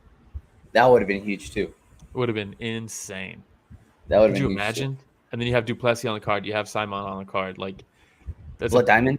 Blood Diamond on the card. Let's do it. Oh my god, that would have been amazing. Yeah, missed opportunities, dude. Left and I always right. love how Whittaker yells whenever he gets in. Oh my god, Whittaker is so good, dude. He's so good. His fights with Yoel Romero, I can't believe that when you're a champion and your opponent misses weight, that it doesn't count as a title defense. I hate that. I hate that. I get it because if you lost, the belt technically wasn't even on the line, so it's really not a title defense. But the fact that he's not credited with those as title defenses really sucks. Yeah, it does. Because nobody wanted to fight Yoel, including other middleweight champions like Bisping. You know? Okay, so winner of this, if Dricus wins, he gets a title shot. 100%. Right? If Whittaker wins, I don't know. If Whittaker wins, maybe you do Whittaker versus Cannonier again. No, they already did it. Maybe Whittaker versus Strickland, I guess, and just Whittaker just schools him too. I mean, it's tough, man. It's real tough. Yeah. Whatever happened to Paulo Costa? He's fighting on the next card, the next pay-per-view. Is he? Yeah. Well, allegedly, we'll see. What you can never guarantee that guy's, fight actually happens. That guy's Twitter is so good. Yeah, it's hilarious. I'm always looking forward to his posts. Man, Whittaker's a minus 345 favorite. Adam Loera joining us. What's up, Adam? Oh, shit. One of the Loera bros. Bruce looking all fancy. He is. He's got a great jacket on. Always, man. That jacket's fantastic. Here we go. Dude, I'm excited for this one. I picked Robert Whittaker. You picked Robert Whittaker, right? Yeah, but we saw how that went last fight, right? We both picked Jalin Turner, right? Like Izzy does not look very entertained right now. Yeah. I wonder if he's hoping that Du Plessis wins, just so he can have like a fresh matchup. He's got it, man. He's got it. Because fresh matchup, it's another name that is very beatable for him in the division. He continues wiping out the division. His legacy continues building up. You know what I mean? Yeah. I mean, Du Plessis versus Izzy is just the way he leaves his chin up is a... All right, let's go. Round 1. Give me Pereira versus Izzy again. I'll watch it every fucking weekend if I can. Yeah. Every weekend. Pereira's on that next card, too. He's so good. I love watching him fight. Maybe a little too soon after that knockout? I don't know. Man, look at that blitz from Whittaker. Hey, there's that lead leg attack. I don't like how... Because Dricus is the bigger man. He's a taller man. He's fighting low. He's fighting very low, man. I don't like that. I wonder if he's worried about his knees that go inwards, bro. Hey, there's that outside leg kick. There it is. By Whittaker. But you can see already that Du Plessis is just really following Whittaker. His blitzes are just in a straight line that Whittaker's able to just kind of circle away from. Good jab there from Whittaker and the right hand behind it. And the jab again. I mean, Du Plessis switches stances. Du Plessis fighting taller and just coming in but lighter on the front foot be better for him? Probably. Yeah, probably. Because when he's low like that, that lead leg is really out there. Yeah, that's what I'm saying. But look at his knees. You see what Dan Hardy was talking about? Like they like really point at each other almost. Good jab there from Whittaker, and he just circles right into the left hook. Whittaker has one of the best jabs in the division, man. Yeah, and the way he's able to follow up with the kick below it. Oh, and then he checks the kick and enters on the lead hook. Yeah. It's gonna be Du Plessis is really gonna have to swarm him here. Whittaker reminds me of those athletes that I feel like would just do well in any sport they would hop in. Yeah, really. Does. He's so light on his feet, man, and his lateral movement is so good. Yeah. Dude, beautiful work, beautiful man. Shot. Okay. Got him caught in a little DC, he's got a guillotine. Not in side control, he doesn't. That was a beautiful entry, though, by Whittaker. It was. That takedown. Elijah Price says, would like to see an American champion in middleweight, Sean or Cannonier. Man, Cannonier's close. He's real close. He is. I like Cannonier too. Seems Whittaker like is such a complete martial artist, man. Like mixed martial arts, he's like the epitome. He really is. You see how light he is on his feet, though? The way that he just bounces and he explodes forward. Yeah, and then he's able to I just feel like duck that. these shots. I feel like that makes his jab so much better too. Because when he steps in with his jab, it's a hard jab. Look, right there, Big so right hand quick. over the top. Yeah, and the jab set that up, right? That jab. Yep. He jabbed, slipped the shot, and then went over the top with the right hand. Slips it again. Yeah, Du Plessis is gonna have to change something up after this first round, man. Yeah, I mean he's following him right now. Whittaker's able to circle away really easily. Double jab. Fundamentally sound, dude. Oh, duck under and coming up with the left hook. Oh, right hand landed by Du Plessis. That little blitz wasn't bad. Oh man, the way he just slips right out of range of that shot. The body kick from Du Plessis is decent. It's not bad. Yeah. I'd like to see Whittaker attack that lead leg again. Man, his head moving is good. It's really good, man. If I'm Whittaker, I'm just satisfied with just waiting for a counter. Look at. Yeah. But Whittaker's so good at blitzing, you know? There he countered again right there with that left jab. The left hook. Yeah. So, correct me if I'm wrong, but Whittaker started off welterweight, right? Correct. Oh, Dricus Du Plessis with the little Du Plessis tried to do that head and arm throw, and he ends up on top, though. Didn't quite do the throw. Oh, he's going for trying darts? to attack that neck. Whittaker's too good, though. Yes. Nice elbow from on top. Whittaker's like, this ain't amateur hour, bro. Yeah. You're not just going to reach down and choke me, dog. Yeah, I'm just going to sit here and let me. He didn't work towards it or anything like that. He was just like right away, like, look, let me just try to sink this in real quick. Yeah. He's like, nah. Maybe he's not paying attention.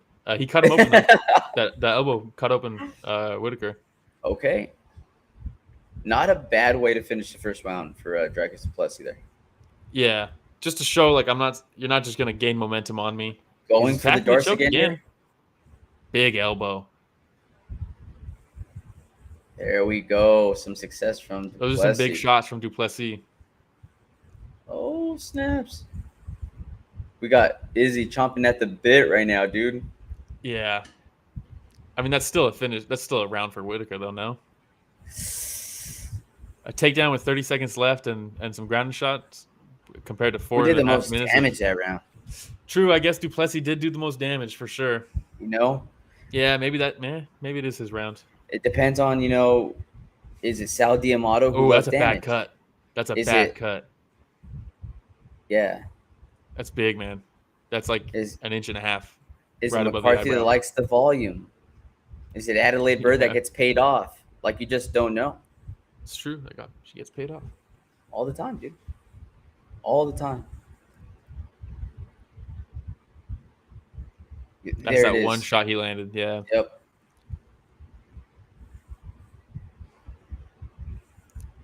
Hey, it was a good trip. Good trip. That elbow is nasty, man. Yeah. The darts does set up that elbow, right? Because you have to address the choke, and then your arm is there ready. Because the same arm that's going to be the crux of the choke is just ready there for an elbow too. You know. Here we go. Start round 2. Attack the lead leg, Whittaker. Du Plessis he's done well whenever Whittaker clinches with him. Not like shooting on a takedown. Coming out the favorite now. Interesting. Wow.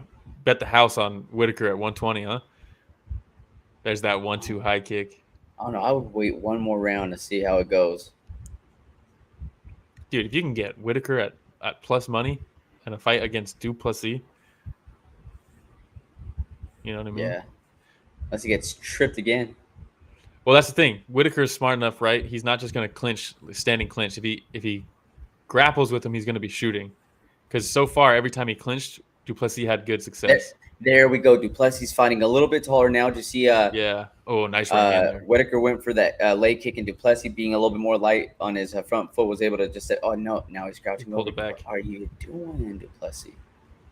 The guy's got no rhyme or reason, really, the way he fights. But it's worked for him so far coming into this fight. Yeah, a little win streak. Mark Goddard looking bored as always.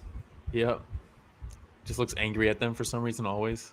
Yeah, because he has to be there because they're fighting. He's like, I can't believe you guys are making me be here. He has better things to do all right the now. way.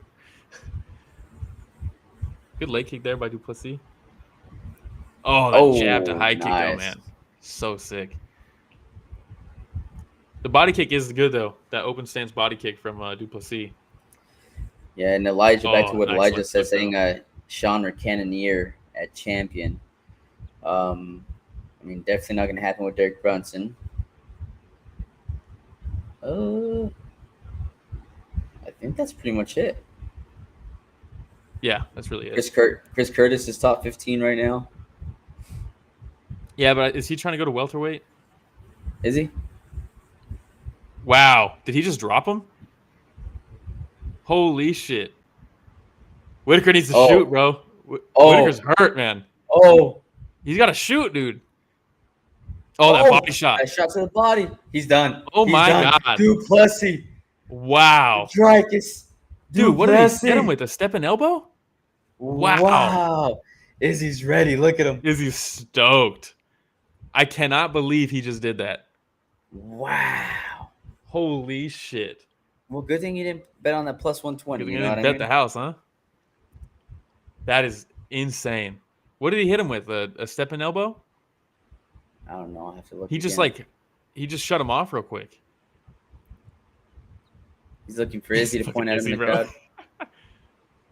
Who's this other guy trying to steal the moment? Sit down. Look at Trump just stealing the show, huh? Elijah says, everybody want to go over there.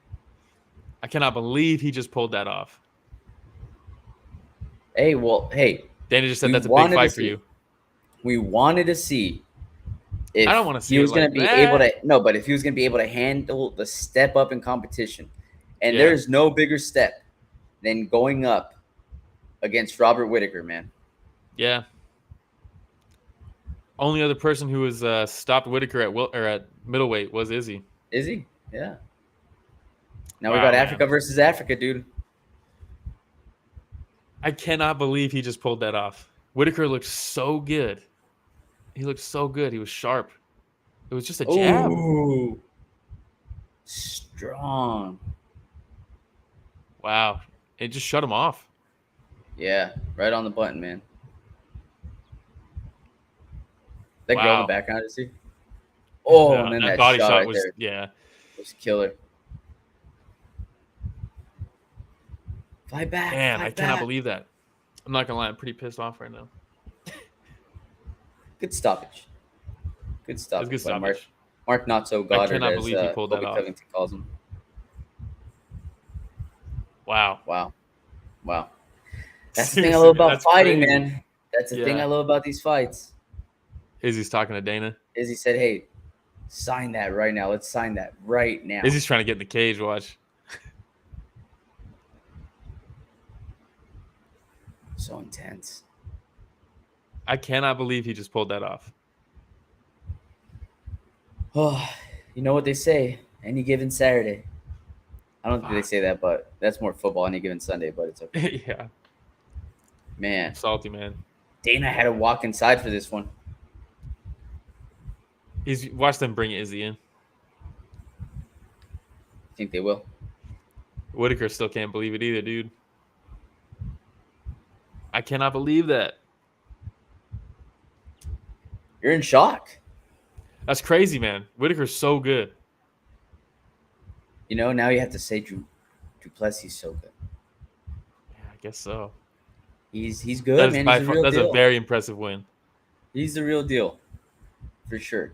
Because it's not like Whittaker's washed. You know what I mean? No. Good for Du Plessis. Hey, 100% oxygen Du Plessis, man. Ooh, the mythical fighter again. Does he beat Izzy? Can you imagine if he beats Izzy too? 100% oxygen? Who knows? Who knows? How much oxygen does Izzy have? Oh, that's a great question. I don't know. I cannot believe that. Just on that strong step and jab, follow through all the way. And look at the way he steps back. He's so sloppy, bro. Like, it's such a weird style, dude. But the power's there, man. Work, dude. The power is there.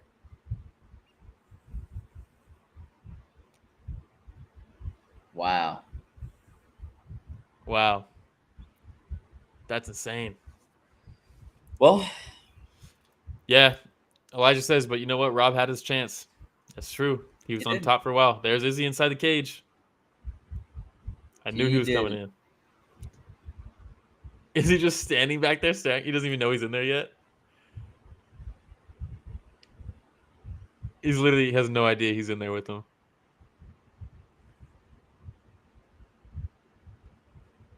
He hasn't looked back there yet. Wow. Damn, he just called Robert Whittaker a gentleman and a legend of the sport. Classy. I know that he just earned some points with you on that one, Will. 100%. Here we go. They do a face-off. Imagine Izzy just chins him real quick. He said, get off. What's he saying? So this is my African brother right here. Oh. Okay. Just dropping N-bombs like crazy. He's acknowledging the African... Cage sides. He's acknowledging the African Brotherhood, huh? Yeah. Okay. He says, what do you say to everybody in New Zealand? Okay. Does it look like there's real beef here?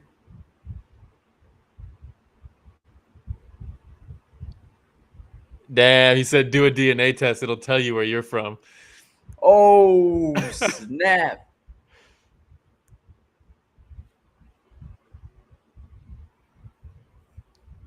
Oh, man. Kind of wish I was listening to this audio right now. Let me see if I can. Is he just cuts him off immediately?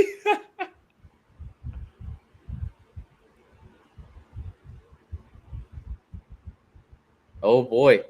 Izzy's not very good at trash talk, like, in the moment, you know? No. But I love the intensity. Yeah. At least we know. Okay. Can we get to a title fight now, though? I know we were talking about WWE earlier, but did that really do anything for anybody? I don't know, man. They might have sold at least 5,000 more pay-per-views with that right now. Maybe. Man. Mark Wahlberg's there. Okay. Kamaru Usman. They're like, let's pan away real quick. Yeah, they're like, to a champion. Yeah. To a champion, please. Go to someone pan to a champion. Jamal Hill, man. Uriah Faber. Oh, my guy. T-City. My guy. Was that T-City next to him? Yeah. Dang, Arlovsky beardless with Joanna Champion. What's he doing shaving that beard off, man? Come on. Yeah, let's keep the beard, huh? Wow. Crazy card so far, huh? That was interesting. It was certainly something. That was interesting. I'm looking for now. Look, this last fight, upset, right? Jalin Turner fight. Oh yeah, it was an upset based off the odds. Jalin Turner fight, upset. Next. I don't want this to be an upset up next. I don't want it either, dude. And look, I picked Pantoja, but I don't want him to win. I will be so heartbroken. But you know what? He's got Saif Saud in his corner. I feel good about that partnership. Here's the thing. Pantoja hits so hard, and he doesn't care. I don't think Moreno has that one-punch knockout power to stop his blitzes. And Pantoja just needs to get to you. He throws these big right hands. He'll just keep throwing his right hand, and he'll get stung as he's coming in. But it doesn't stop him. And all he needs to do is catch you off balance. Once he catches you off balance, dude, he'll wrap you up and he can take the back. His back takes are insane. I'm worried about sometimes Moreno finds himself in these positions where he gets overwhelmed, just like ringsmanship-wise. Mm-hmm. And that's the exact opening that Pantoja thrives on. And that's kind of what I see from Pantoja in this fight. I hope not. I hope Moreno's able to stick and move and maybe put him out. But I'm really worried about those weird kind of clashes that Pantoja's so good at creating, where he can just wrap you up and take your back.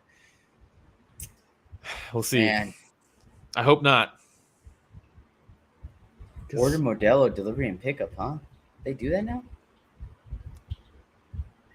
Guess. I mean, it's the future, dog. I guess. I don't know. But yeah, with Moreno, man, look. You know who else had a lot of power? Figueiredo.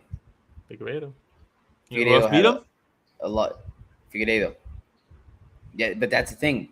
I don't want to just focus on the power as a reason that, you know, he's going to beat Brandon Moreno, because that's the exact same reason that we thought Figueiredo was going to.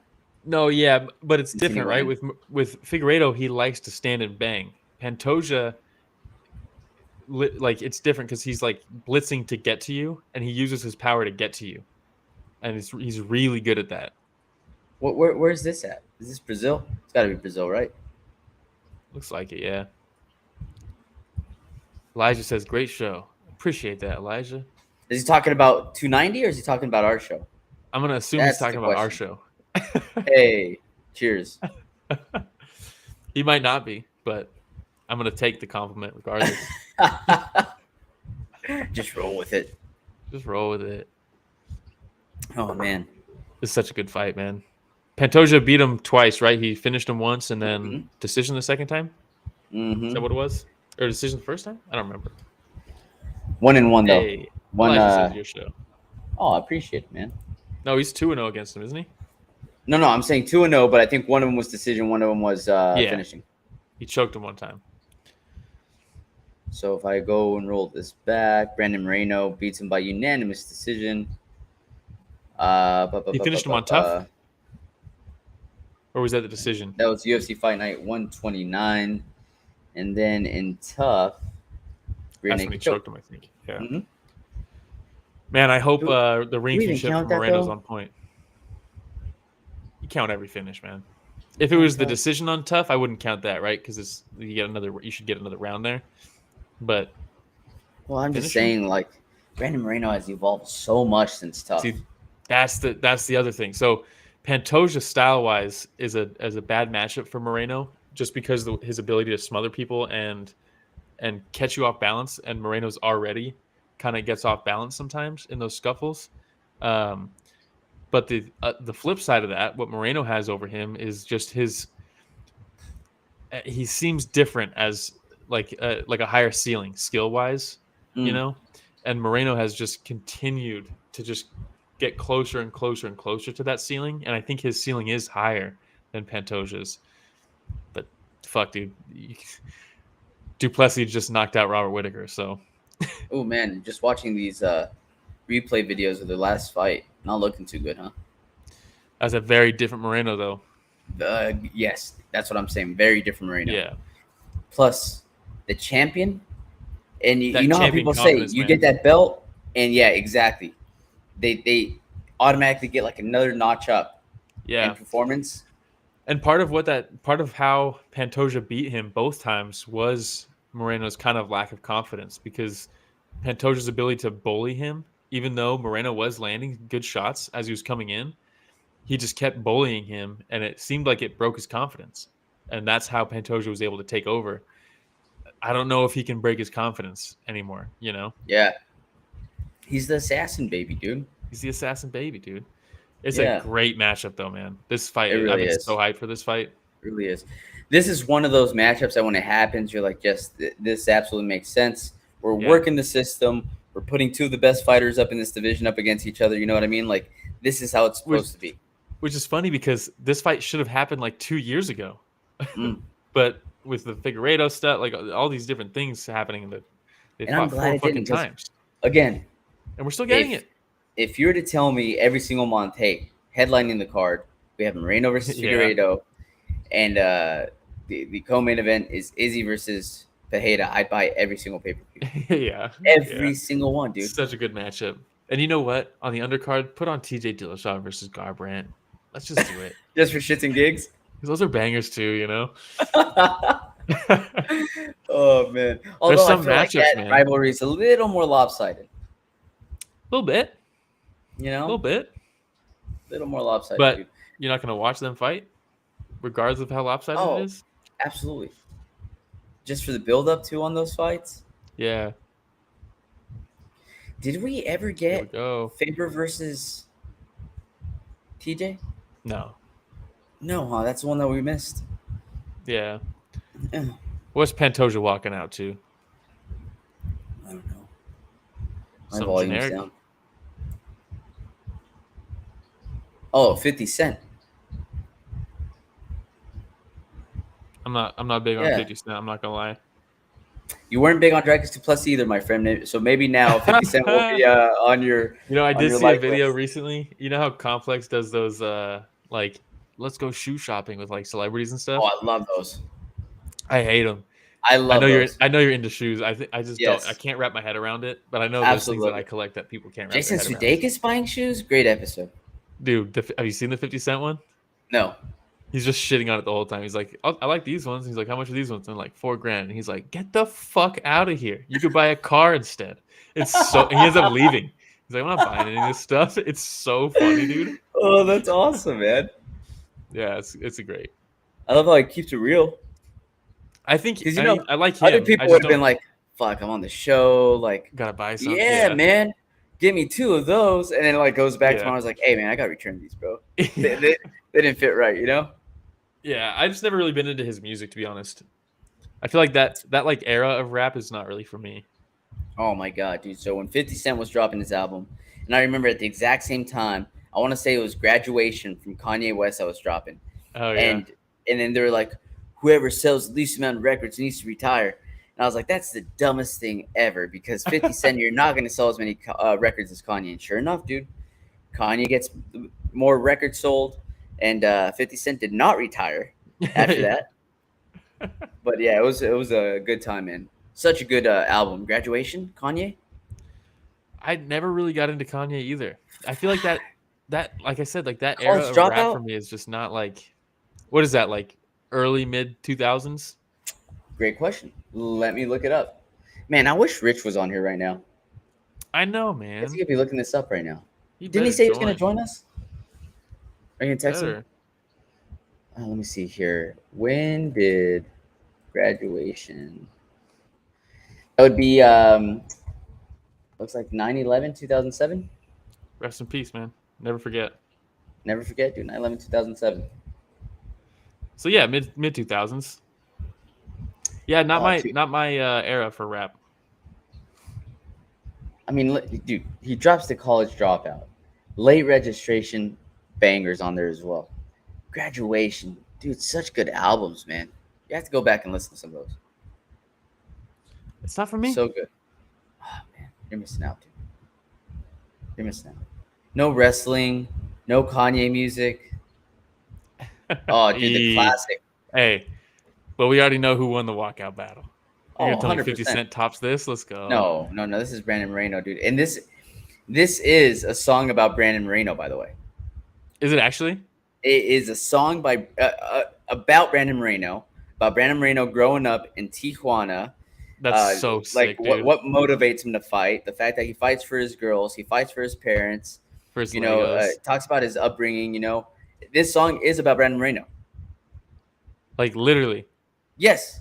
That's so fucking sick, dude. Yes. There's a music video. Is he in it? Yes. That's so sick. It's so good, dude. See, this is why. Do I listen to it on Spotify? Maybe. Do you It's actually? so good. Yeah. Oh, dude, it's fucking good, bro. The beat's good. The guys singing are good. But just the fact that it's Brandon Moreno, and whenever I hear that song, I just get pumped, bro. I get so pumped. Bro, with the headband, dude. Oh, I love it. Again, reminds me of Julio Cesar Chavez, Sr., walking out with the headband, dude. Yeah. Ready to go to war. Oh, dude, I'm getting goosebumps right now, man. Yeah, I am too, dude. I'm not gonna lie. I'm getting goosebumps right now. Let's go. Oh my god. Hey, do I whip out the signed glove? The Moreno signed glove? Do it. Hold on. I'm gonna pour some more whiskey. Actually, dude, I'm a little nervous.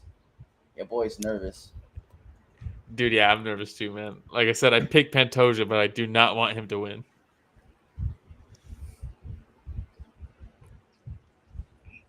Woo! They got Duke Bronx right there too. Saif Saud, I'm telling you, man. I like what he's doing in Fortis MMA. I really do. Yeah. Yeah. And that's tough, right? Because Moreno was with James Krause recently and had to leave. Kind of. I mean, one fight, right? He was there for a fight, yeah. He was there for a fight. But it's still hard to leave a camp that you feel like you found your groove in. And not because you're choosing to leave. The camp that he found his groove in, though, was the Tijuana camp, which is definitely what got him there, got him the title, right? I mean he found a groove in a gym, not he found his groove. Got it. You know? Got it. Yeah. Yeah, I'm not trying to say James Krause made him a champion, because let's be real. No. He probably bet on him to be a champion. Fuck. True story. Hey, allegedly, the FBI is now giving out snitch money to people who have insider info on that whole altercation, and it is spreading to other managers and other coaches. And really, it's gonna pop off, dude. Wow. It's the That's FBI the word on the coming out street. like, look, if you guys want to stop by, we're giving you 10 to show and 10 to share. Yeah. You know what I mean? They have reached out to journalists also to find out what they know. No shit. It's not gonna be Nobody's good. Called us yet. I feel left out. Yeah, what the hell, man? I feel left out. Hey, did we not do a segment on the betting lines when that Derek Minner fight happened? Did I not bring that up? Yeah. Come on. We sure did. Nobody's calling us for our insider information, and I take offense to that. I'm pretty sure I even said, let's see if James Krause is even allowed to coach anybody coming up. And then you did. You called it. That was before. You called it. Come Absolutely. on, guys. Where's the FBI? Call me. You know what? The only person ever to invite the FBI to start questioning them on stuff. You know, yeah. Call Will. Call Rich. Yeah. Rich he produces the show. Did you text Rich? No, he said he wanted the text for the next fight. No. Oh, did he? So he's just gonna hop on for the last one. I've been watching UFC for 78 years. I'm calling Moreno on this. Anyone who disagrees equals bad. Says Barry. Love it. I'm calling Moreno as well. Let's go, Moreno. I hope he wins, man. Hey, congratulations by the way, to Barry and Stephanie. Beautiful baby. Everybody's having kids now, man. Everybody's having kids. It's the thing to do. You know? It's the thing to do. You're next, Will. You're next. John's next. Wait, he came through with, oh, never mind. I don't know what that means, but. Oh, man. Does that mean he just saw. Did he see Pantoja and was like, never mind? Wow. Okay, here we go. My mic's not messing up right now, is it? No, your mic. Fine? Yeah, your mic sounds fine. I think it's the audio coming through from the pay-per-view. Stream. Yeah, the pay-per-view stream. It says Will is next on that kids list. I don't know, man. John's already shout out John. Yeah, congratulations, John, as well. Congratulations, little bun in the oven. Dude, he is not 5'7". There's no way he's 5'7". No. Wait, John or Moreno? Both? Both? Yeah, it is just the pay-per-view that the audio is freaking out, yeah. Katie says he is not next. You never know, I guess, huh? But no, Katie's coming through saying no. Shout out Katie. Shout out Katie. That's the wife. I like how you say that. That's the wife. Look at that suit. Dang, that's sick, dude. Who's better, sick. Buffer or the light-up suit? Buffer should have the light-up suit. What are we doing here? UFC 300. UFC 300. We got to come through with that. They got the glove touch. All right, we'll get the clock up. All right, here we go, man. Here we go, man. Here we go. Pantoja looks focused. Theo Vaughn does not. David Spade doesn't know where he is. Theo Vaughn, man. That guy's probably telling some crazy-ass story about his cousin Randy right now. Yeah. All right, here we go. See, there's that swarming, and he's off balance, and he's going to try to take the back, but instead, dude, Moreno does not want to take him down. Let's make it dirty, though. But that's good. Yeah, let's do this. I like this. This is good work. But Pantoja, I'm telling you, man, Pantoja finds a way to people's back. I wouldn't be grappling with him Elijah So you're says gang saying gang. possibly just break off and reset? Yeah. Why give him the opportunity to grapple with you, you know? And he'll just sit down. He'll sit down and end up taking your back from clinch. Ooh. Nancy coming through saying she calls Moreno. God, I hope so. Me too. I'd be devastated.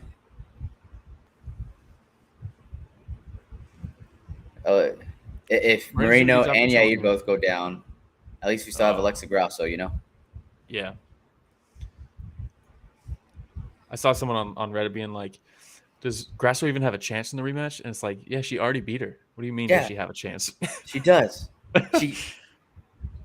She beat what? She already did it. Okay. Moreno's doing a good job with his head position here. Very good job. But I mean, dude, in championship fights, if you can steal a round like this, that is Herzog's talking about breaking it up. Trump doesn't look too happy right now. Trump's just glad there's a fence between him and that Mexican, you know? Oh, dude, that was good. But Pantoja's super satisfied with the wizard, man. He needs to fight for that underhook. Oh, man. There we go. Good knee there. Oh, good left hand by Moreno. There we go. Dude, I'm telling you, Moreno's very sneaky, man. He is, but you got to hit Pantoja hard because he just does not care. And that 1-2 will do it. Woo! There we go. Clinching up against the fence again. Pantoja does a good job rotating this time. That's what Pantoja's good at, is making people off balance. That is exactly what I'm talking about. There's 25 minutes to do stuff like that. Nice. He just ran straight into the fence too, like face first. Yeah. Good jab there by Pantoja. Stepping elbow attempt. And a knee. Moreno's got the underhooks. He's got both of them. Oh, good elbow there on the break. He's doing a good job securing those underhooks as soon as he clinches, man. Yeah. Good jab there by Pantoja. Missed big on the leg kick. The 1-2 looks good for Moreno. You see the he cracked him. He dropped him. Left hook. DC just yelling guillotine whenever someone goes to the ground. All the time. Big elbow there by Pantoja. Another one. Bad position, man. He's about to get him in the crucifix. He's got crucifix. Oh, man. He dishes it. He goes back to half guard. Moreno looks rocked still, dude. It's not the first time Moreno's been rocked in a championship fight. He's cut too. Not the first time he's been cut up in a championship fight. It's true. Dude, Pantoja hits so hard. That's the thing, you know. That's what I was saying. Moreno can hit him over and over and over again, but Pantoja just needs to land the one. Think about what this does too for Moreno's mental. Moreno's trying to get up. He might not want to yet. You lose twice to this guy, and you just got dropped in the first round. Yeah. You know, it's rough, man. Oh, beautiful. Moreno's got to get out of there, dude. He's got to circle. Do not just stand there. Pantoja has so much power, dude, and he'll just walk through those shots. That 1-2 is nice. There we go, 1-2. And the uppercut. Oh, Pantoja hurt him again. Man. Oh, Moreno. Moreno looks wobbly. Oh, the left hook. Oh, no, Moreno. He's getting him on the exit. He's got to move laterally and stop moving straight back. Yeah. That's I'd like to see another takedown attempt. I'd like to see another takedown attempt by Moreno. I know I said don't do it, but big knee there, but a good left hand. But if he is gonna do it on the last minute of the round, right? Exactly, where you're not gonna get subbed. You're not gonna get subbed, exactly. So do it now. Plus that blood that's streaming down his face kind of helps make him a little more slippery. Slip out of the choke. Yep. Nice right hand there by Moreno. Right. There we go. There we go. Well, but see, he gets in these positions where he's off balance, you know? Those are those moments where Pantoja takes the back, exactly like I said, remember? Yeah. He gets off balance and Pantoja's back takes. Oh, big knee there. Oh, not a good first round, man. Bad first round. A really bad first round. Yeah. Still 10-9. Still 10-9. Still 10-9. Dude, Pantoja's so scary. He just walks off like a killer. Did you see that? Yeah. Oh, man. Come on, Safe. Give him some good advice. Dude, it's the thing with Moreno. Like, it's one of those matchups where you have to be perfect. Moreno doesn't have the one-punch knockout power. He has to be perfect. He Yeah. can't get in those exchanges where he ends up tripping on himself, things like that, So we knew we were going to bleed tonight. Oh, my God.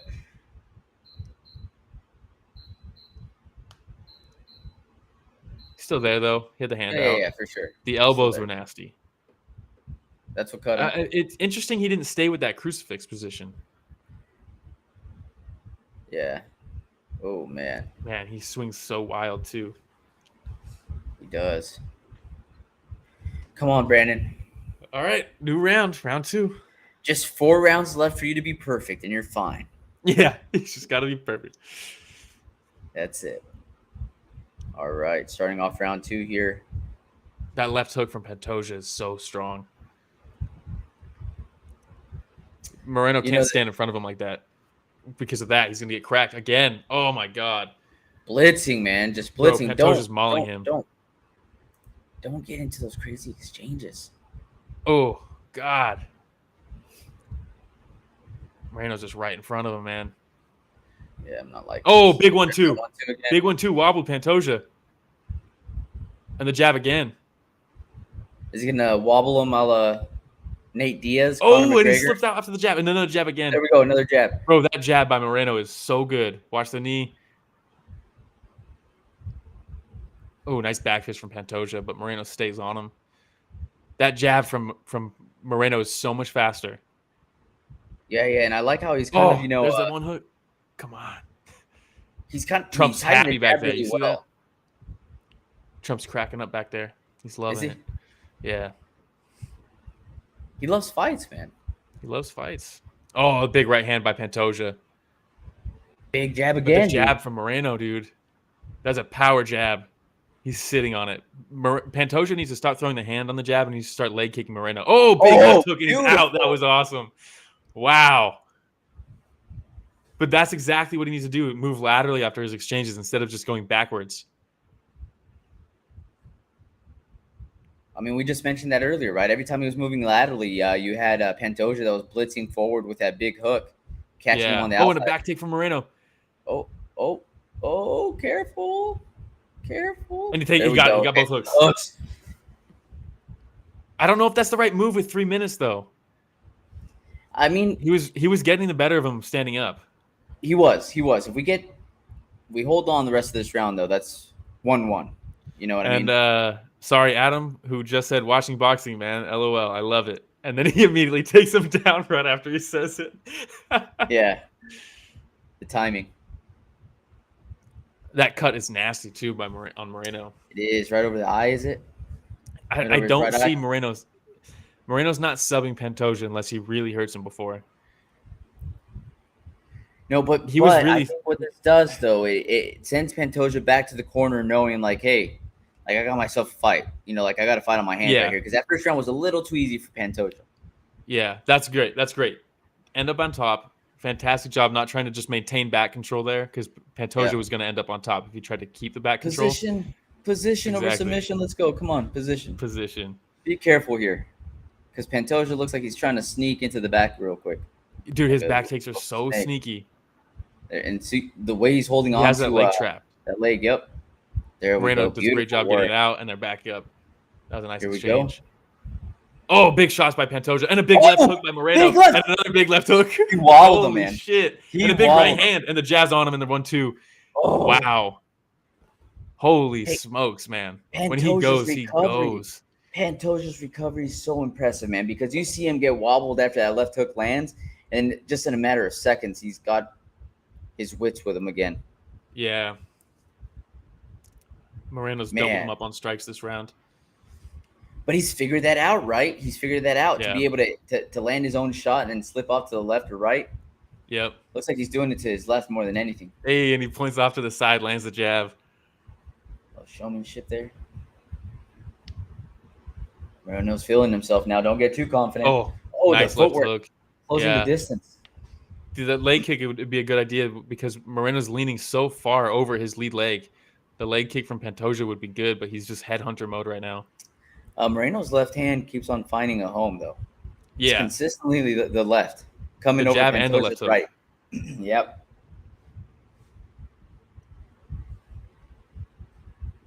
Oof. Oh, that front kick almost landed from Pantoja. That jab is so good. Needles if he right can now. Just stick with that. I just feel like at any moment the fight can end right now from either fighter. I mean, Moreno's showing that he can land some heavy shots. Yep. And he's landing them so frequently that he's just that left hand is so good. The only thing I'm concerned about is back again. Like against Figueiredo on the third fight where he was winning on volume and then he get dropped. And he almost got dropped around the end. That's my only concern with Moreno. There we go. And dumps him. Eats a big up kick though. Way to end the round. Let's go, That's Moreno. A dominant round by Moreno. Let's go. Elijah says, "Let's go." Who's the champ, dude? Wow. The champ has a name, okay? Hey, how many Hall of Fame fights is Moreno going to be in, huh? All of them. All of them. God damn. You need to get your hands up because he's really getting you. The translation in the corner. Yeah. I mean, they're not wrong. Hey, but they're not wrong. They're not wrong. You know what I noticed too? An adjustment from Moreno from his previous camps. Because remember how he would have his elbows attached to his hips before? It's not there this time. With his palms open, and he would kind of like, bob and weave with his hands out like this and shoot from there. He's holding his hands up a lot higher this time. Well, because Pantoja's just headhunting. He doesn't have to have those elbows close because the body shots aren't there. We knew we were going to bleed tonight. Yeah, so sick. I know, man. I'm telling you, I feel like he's such an underrated coach. Yeah, Moreno just gets so far ahead on the scorecards that he seems like he gets a little too comfortable, and then he'll get cracked. And that's exactly what you're talking about with Figueiredo. Yeah. And right when you were talking about it, he got cracked. Landed a big shot. That's always my concern with Moreno, man. Yeah. Because he's got a chin in the sense that he won't get put out, but he'll get dropped. Oh, nut shot. Ooh. That was a nasty one. This isn't good though. This is good for Pantoja. Yes, it is. And Adam if you're Moreno, you know this, and you say, "Let's go." That left hand is working real well. Right on the huevos. The huevos is what they say, Will. Yeah.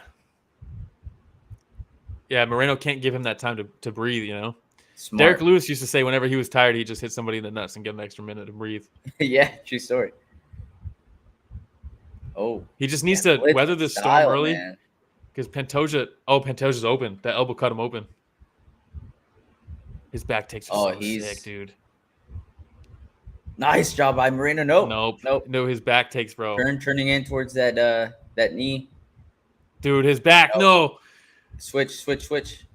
Just keep fighting the hands. Don't worry about the body triangle right now. Move it over to this side.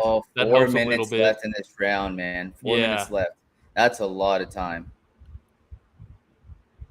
Dude, his back is so good on his back. Would you rather just let him kind of take mount? Yeah, but Pantoja doesn't want to take mount. This is exactly where Pantoja wants to be. This is exactly what Moreno needs to avoid this whole fight. This is the worst possible spot to be against Pantoja. Come on. Dude, that's the style. He just walks through the shots, lands his big shot so he can take your back. It's crazy. He's so good at it.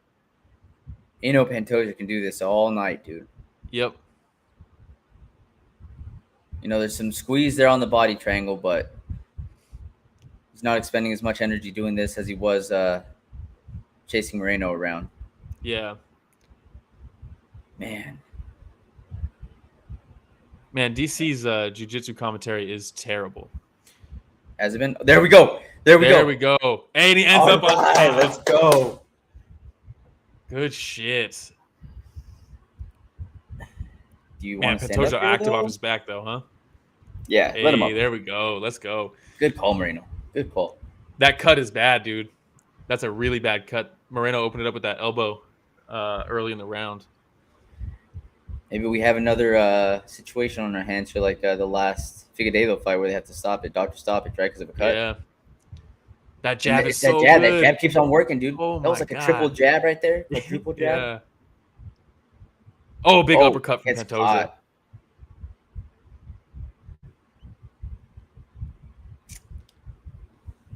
Does Pantoja have the gas tank to blitz and shoot that takedown again? I hope not. Big high kick on the end of the combo from Moreno. Pantoja says no. He lands the kick and he just shakes his head no. Big left hook. Has Pantoja ever been finished with strikes? That's a great question. I will look it up right now. Good inside leg kick there from Moreno. Moreno's the underdog right now on the live odds. Screw the live odds. Probably got those numbers when Pantoja had his back. Yeah, exactly, dude. You keep up. That high kick, that 1-2 high kick. Oh, he stung him with the jab.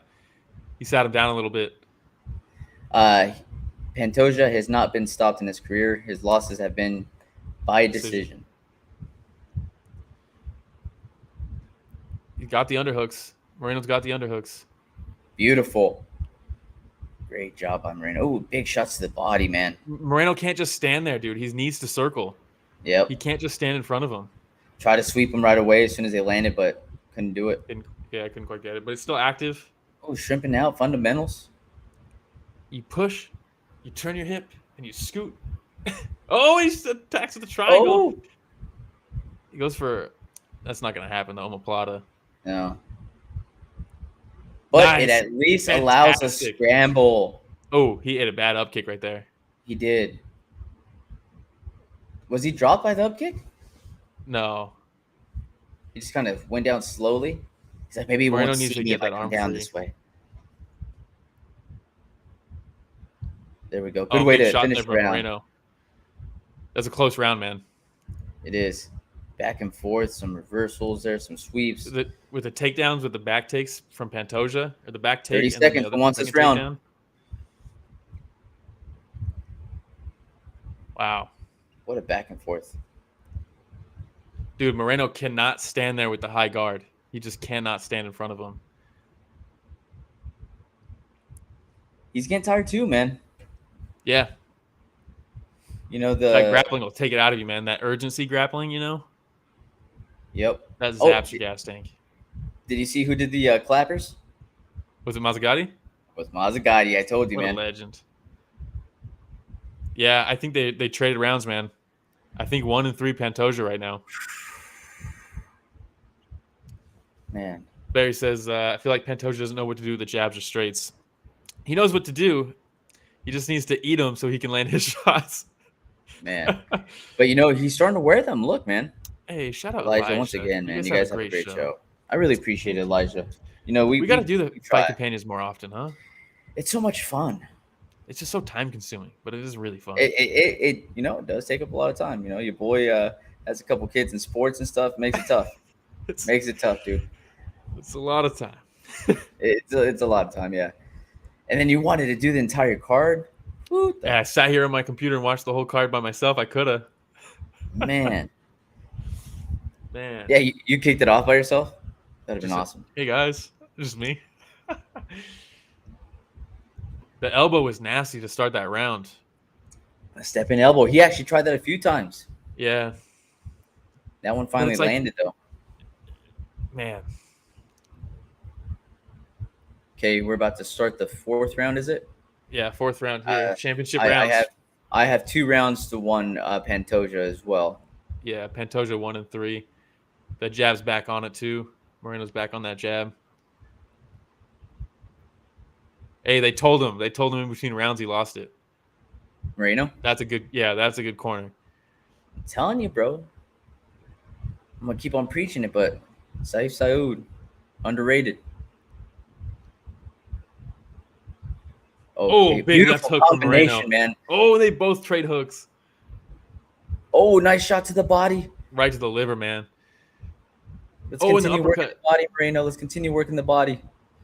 Somebody that continues blitzing in like this and spending a lot of energy with those takedowns, man. Let's continue going to that body. And that jab from Moreno is so good. Beautiful. Everything's off that lead hand. The jab, the uppercut, the left hook to the liver, the left hook up top. That low kick from Pantoja is there. Oh, let's not do that though, huh? Yeah, we can't just phone booth. No phone booth. No, not right now. Holy shit, man. This is insane. God, Moreno. And Pantoja just keeps walking forward. Oh, big elbow from Moreno. Oh, no. That was get up, the urgency. Elbow. The urgency. Moreno's tired, man. He is. dude, that elbow on the takedown, holy shit. Pantoja's tough as nails, man, to just walk through that shot. Great job from Moreno. Oh, explode. Beautiful. But he's still on the legs. Beautiful. Get your base down under you. Pantoja's really tricky here with the trips. Yes. He'll tangle up your legs and he'll just sit down. Holy shit, needs to try to turn to his left and try to get on his base, man. Remember when Dana tried to get rid of this division? Remember that. There we go. An idiot. These scrambles, man. No. But look, Pantoja ends up on his back. And like I said, he sits down. He'll just sit down with you. Oh, leg lock? Be careful with those leg locks, man. You end up getting blasted sometimes. Yeah, we saw it last week, huh? Oh, Moreno is exhausted. Dude, if Pantoja controls the rest of this round, Moreno needs a finish. I think Pantoja knows this. Yep. But, man, Moreno is doing a fantastic job at scrambling to be able to get up. Yeah. Man, Dude, this is so grueling, this position right here. Moreno's legs probably barely work right now. They probably barely work. Looks like Pantoja has his ankle, hold of his ankle. No. He just has the grips underneath. Yeah. But Moreno's got his... Oh, great. Look at how he took his back. God, he almost had the choke, dude. He almost got that arm in. The way he transitioned, took his back was beautiful, man. And still did it really quickly. Yep. Moreno's got to break this grip, step away, and he's got to get some miles apart on the strikes. I mean, I still think, if he continues jabbing his face off the rest of this round, he could still take it. I don't know, man. Takedown and a back take. Don't crush my dreams, Will. You can tell Pantoja's so strong, man.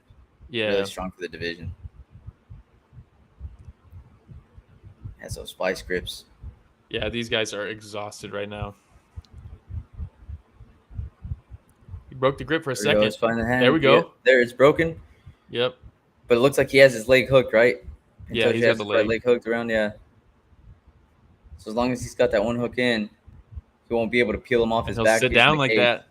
Oh, man. Oh, arm triangle. If he can get past that leg of Moreno. Moreno's got to lock that leg down or sweep him. Oh, holy beautiful. Shit. What a fight. Wow. Moreno has no quit in him, man. He's got that championship heart. Oh, those up kicks from Pantoja, man. Moreno's got to do some damage here. Like some lasting damage. People's elbow. People's elbow. Oh, wait. You don't know the wrestling reference. I need Elijah for this one. Yeah. There we go. Holy there we shit. go. See, Moreno needs to put some distance between him right now. Man.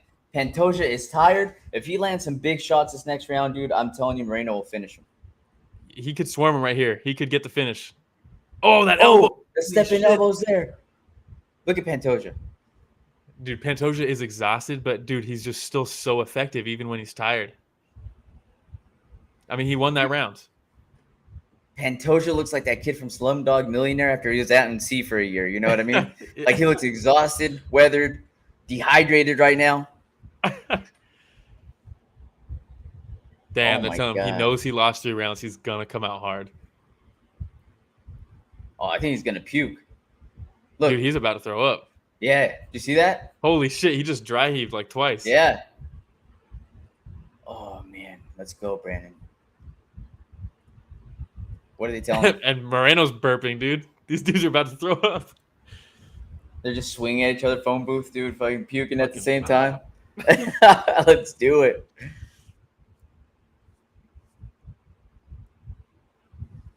The title's on the fucking line. Holy shit, man. Whoo, what a fight. What a fight. This entire night. I think Moreno needs a finish, man. Such good fights. Moreno has to literally swarm him here. He cannot let Pantoja get him to the fence. Yeah. Even odds. Wow. Holy And shit! What a fight. It's a tough position for Moreno to be in too, right? Because you need a pressure, because you can't afford to lose this round. But at the same time, if you pressure a little too much, I'm worried about He'll grab you. Pantoja grab me. So it's a tough one. I think Moreno needs both a of them finisher, very man. calculated right now. Calculated right now.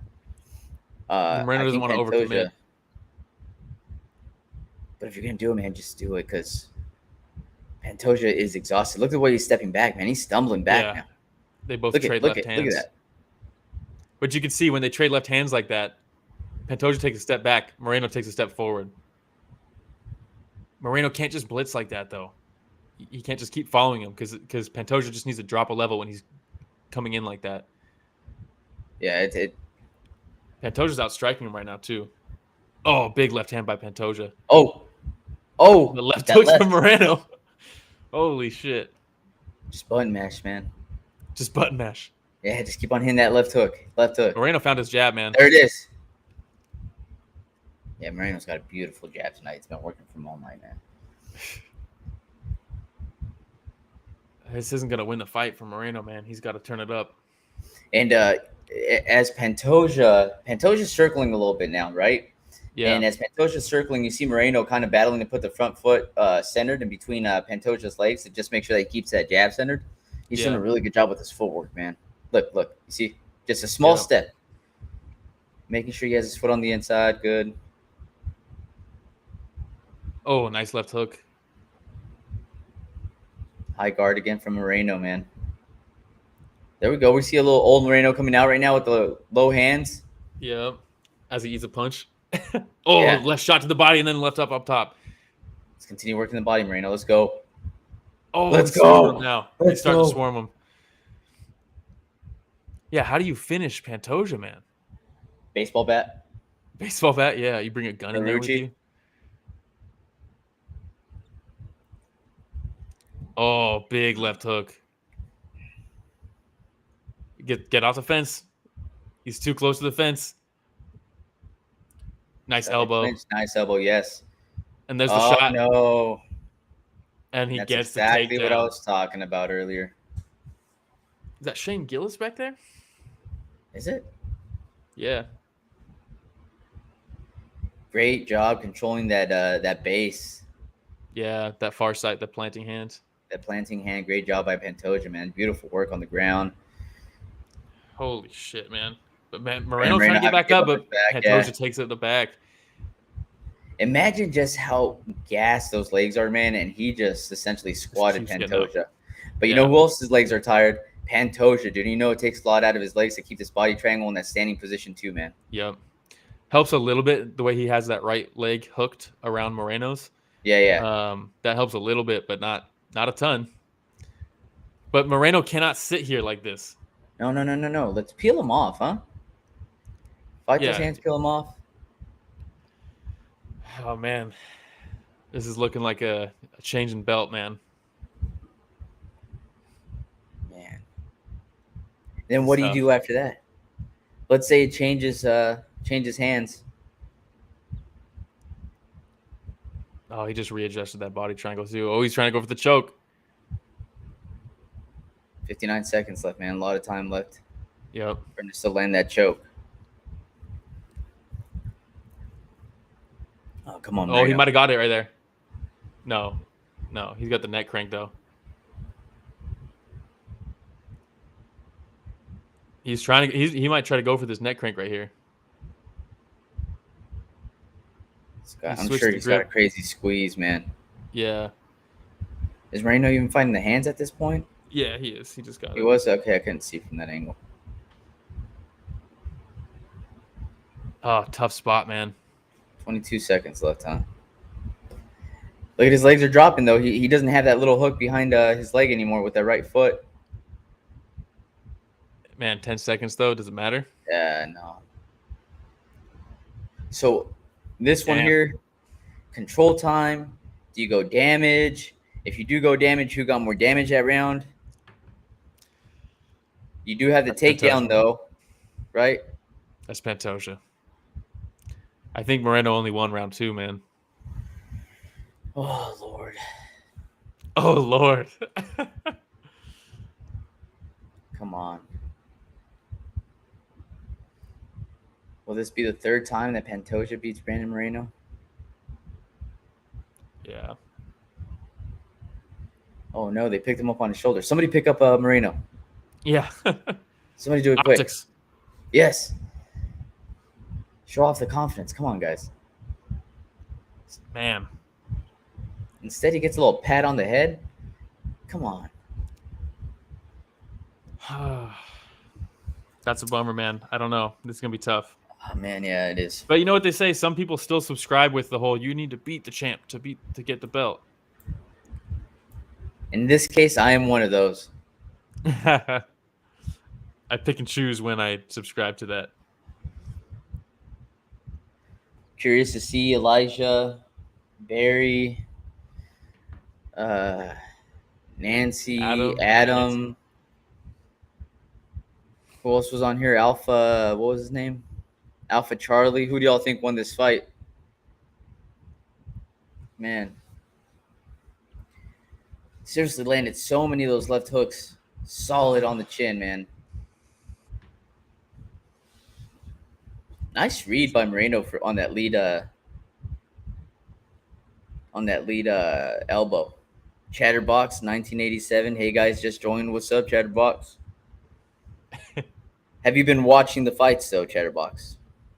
That's the real question. Because I'm trying to figure out if anybody else is leaning with me on the Moreno win on this one. Yeah, man. Barry says, I'm a UFC scrub, but I'm surprised you're saying he only won round 2, Will. Rough. Round 1 was a clear Pantoja, right? He dropped him. Yes. He knocked him down. Round two, Moreno beat the shit out of him. Round 3. Round 3 is tough because he took the 2 takedowns and a back take are pretty significant. You could argue Moreno won that round, though. Round 3 is the closest round. Here we go. Man. All right. Split decision. 49-46 Moreno. Clearly. Pantoja. Camijo gave it to Moreno. Let's go. Let's go. Let's go. Come on.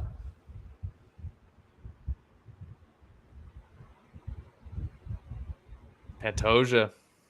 Wow. So 49-46 means Pantoja won 4 rounds out of 5. Man. Close fight. Really close fight. Look at Moreno. As classy as ever, dude. This is one of those bittersweet moments when the guy you picked won, but you weren't rooting for him. You know? Adam says, wow. I'm going to have to rewatch that one, but I think I probably have it 49-46. It's crazy how close a fight can be, but the scorecard's 49-46, you know? Yeah. That was insane, man. Wow. Nancy says, just wow. He's now 3-0 against Moreno. Who's he fighting next? Amir Albazi? Like, he says, if you know my story, you're going to love me.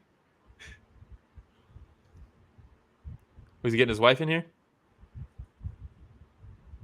Oh, and his kids. Yeah, they didn't let the family go inside? That's crazy. They're not letting him in?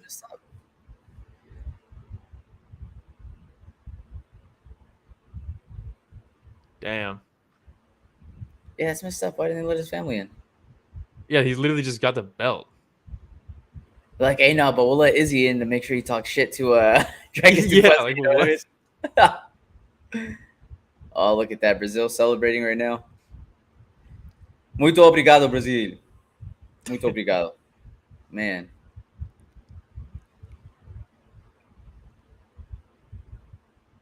Parabéns. Parabéns. Text Rich, yeah? Let him know Volkanovski. Yeah, I'll text him right now. I'm kind of pissed off, though. Yeah. Just make sure you let him know he has to join incognito or on another browser because I'm on his account right now. Join on another browser, you said? Yeah, or join as a guest on another browser because if he joins like on his regular browser, it's gonna boot me out.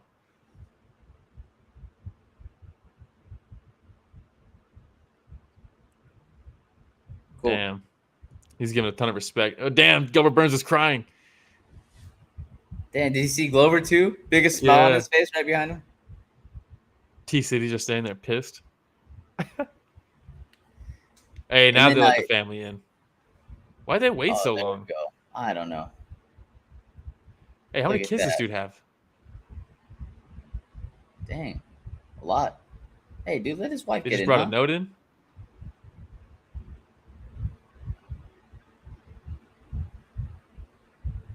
He just gives a promo.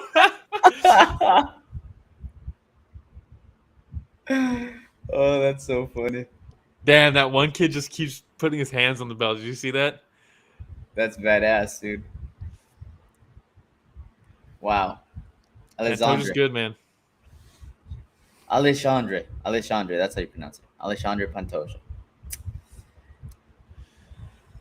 That's a bummer, though, huh? Great fight, but it would have been cool to see Moreno get the win, keep the belt. Dude, that's what I was saying, though, man. Like, he just will walk through all those punches and just impose his will on you with that power and those back takes. It's crazy. It's such an interesting style, you know? You could definitely see him gassing in the last couple rounds, man, but he just was able to get those takedowns. Are you proud of me now, Dad? Is that what he said? Damn. Yeah.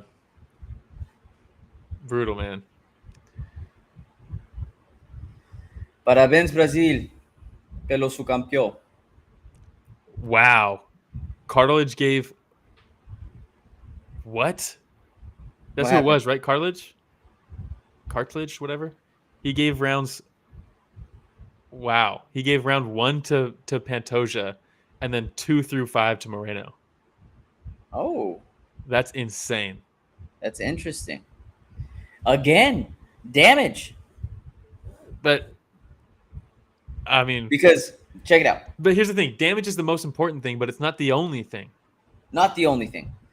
But that's the whole reason that I was still, like, on the fence about it. Because when Pantoja did have his back, when Pantoja had any type of position, he didn't really inflict too much damage. Yeah. Damage is the most important thing. Then it's effective striking / effective grappling. He's ATT, right? Yeah. Man. That was insane. Adam says all them kids future fighters. Yeah, for real. All of them, man. Getting a little taste of what it's like.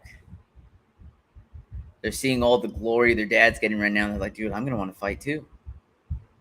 Yeah, seriously. Him and Gilbert Burns. Man. Why'd they just cut to Masvidal? Yeah, I have no idea. Okay. Damn, everybody is there, dude. Dude, it's an international fight week. Of course everybody's there. Stipe looking good, dude.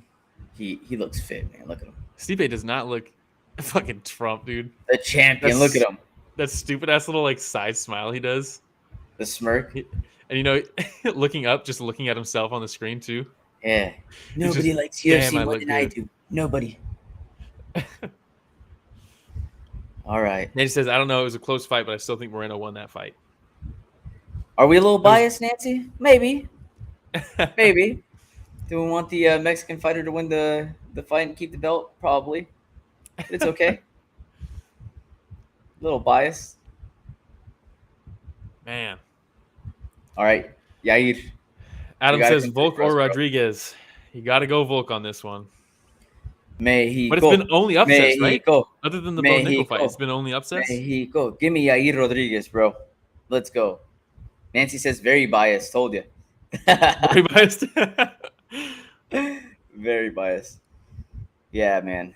So now it's just Alexa Grasso. And for the time being, Yair Rodriguez. I just saw George's text from earlier. Bounty on Du Plessis has been placed. That's so funny. Oh man, what a night! What a crazy card, huh? It's absolutely nuts. Rich will not be able to join us. Not even Rich. for his boy Volk. Always something with that guy, huh? Always something. Always something, dude. He's gonna be like, "Oh yeah, dude. Well, this is a red moon, and on the red moon, I have to go and pay my respects." I don't know, dude. It's just always something. It's always something. Come on, Rich. Man, what a card, huh? Hey, there's a reason we call him Richie Casual, though. You know what I mean? He wouldn't be Richie Casual anymore if you watch all the fights with us. This is true. This is true. Sticking to his name. All right, here we go. We talked about this earlier, Will. I said I want Yair Rodriguez to win. If I'm betting the house, though, I'm betting Volkanovski. I feel like he has so many more ways to win this fight. Yeah. Than Yair does. Yeah, I mean, and Yair, even though I've been a fan, I've been learning to love Yair Rodriguez. He's another Mexican champion. He's showing the heart of a Mexican fighter. The sunglasses 24/7. I've never been a fan of that. The sunglasses walking into stadium. DC said it best, man. When he first met John Jones was wearing sunglasses inside, and he said only two people wear sunglasses inside. Either you're blind or you an asshole. One of the two. You know what I mean? And Yair Rodriguez ain't blind, so. Nope. Man. No, he's not. He might be out there tonight, though. Volkanovski batters people. But, I mean, if we're going by how tonight has gone, Yair by head kick wouldn't even surprise me at this point. But, yeah, I think it has been all... Other than the Bo Nickal fight, it's been all upsets. Yeah, and I'm very happy I did not place a parlay because my parlay would have been destroyed by now. Yeah. Yeah, I was so confident in some of those picks. At least I got the Pantoja pick, huh? That you did. Adam says, Volk the Great, let's go, baby. Yeah, Volk really, man, this is his fight to lose, really, Yair, we talked about it earlier on the episode before the fights had started, but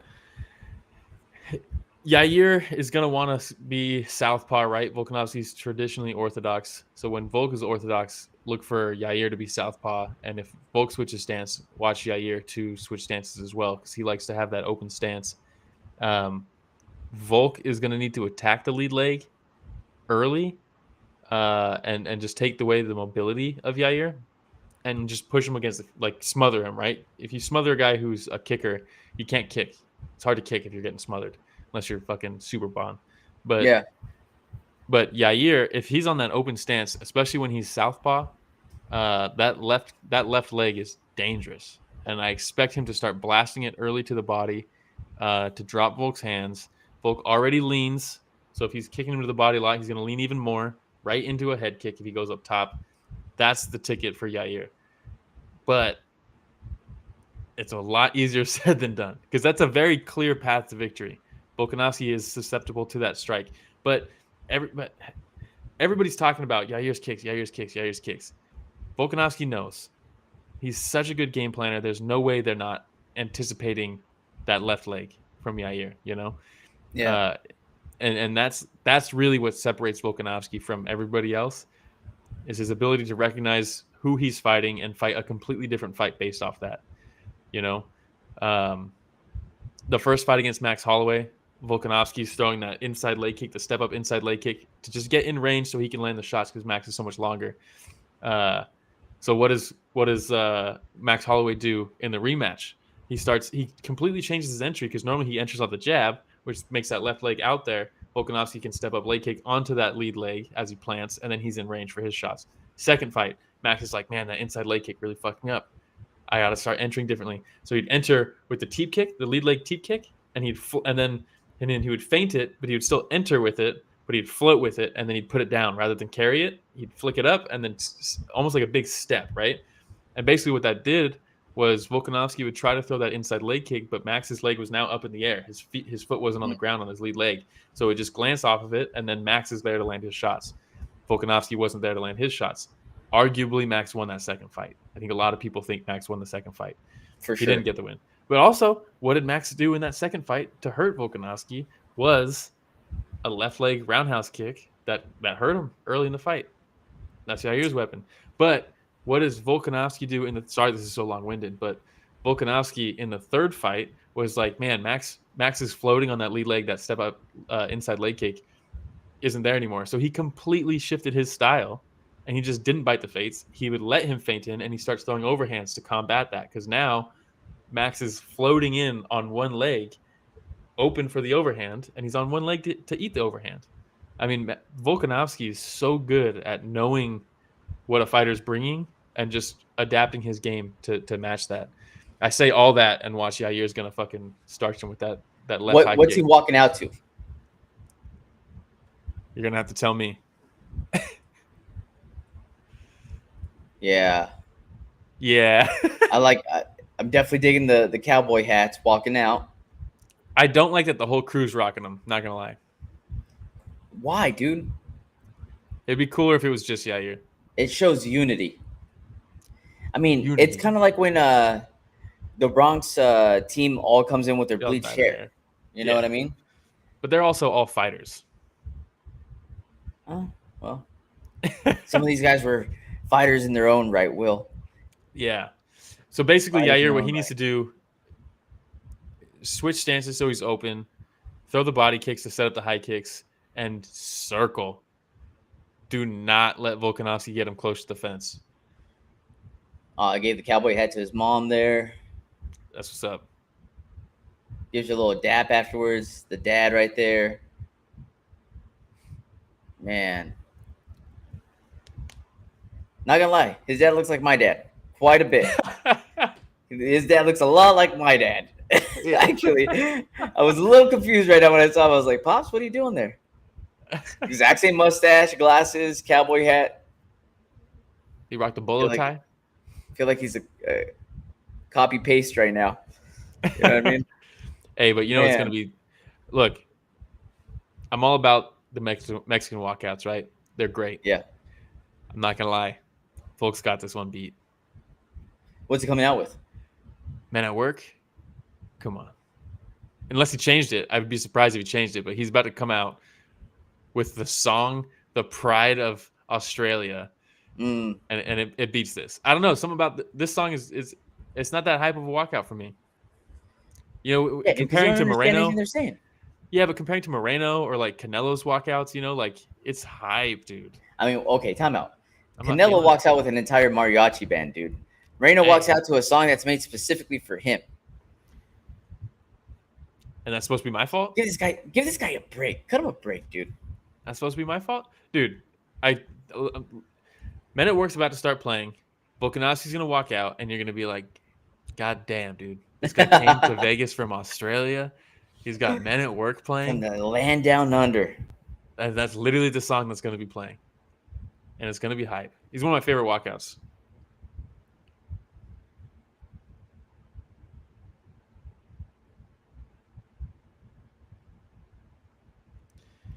Well, let's see how it goes, man. I'm excited. Again, you would have asked me after we watched this guy fight live against Frankie Edgar and saw him get the break speed off him. Doctor stoppage. I was hyped too. If you would have asked me then if he'd ever be a champion, at that point I would have said no chance. Did you see the belt he brought too? It's all like gemmed out and stuff.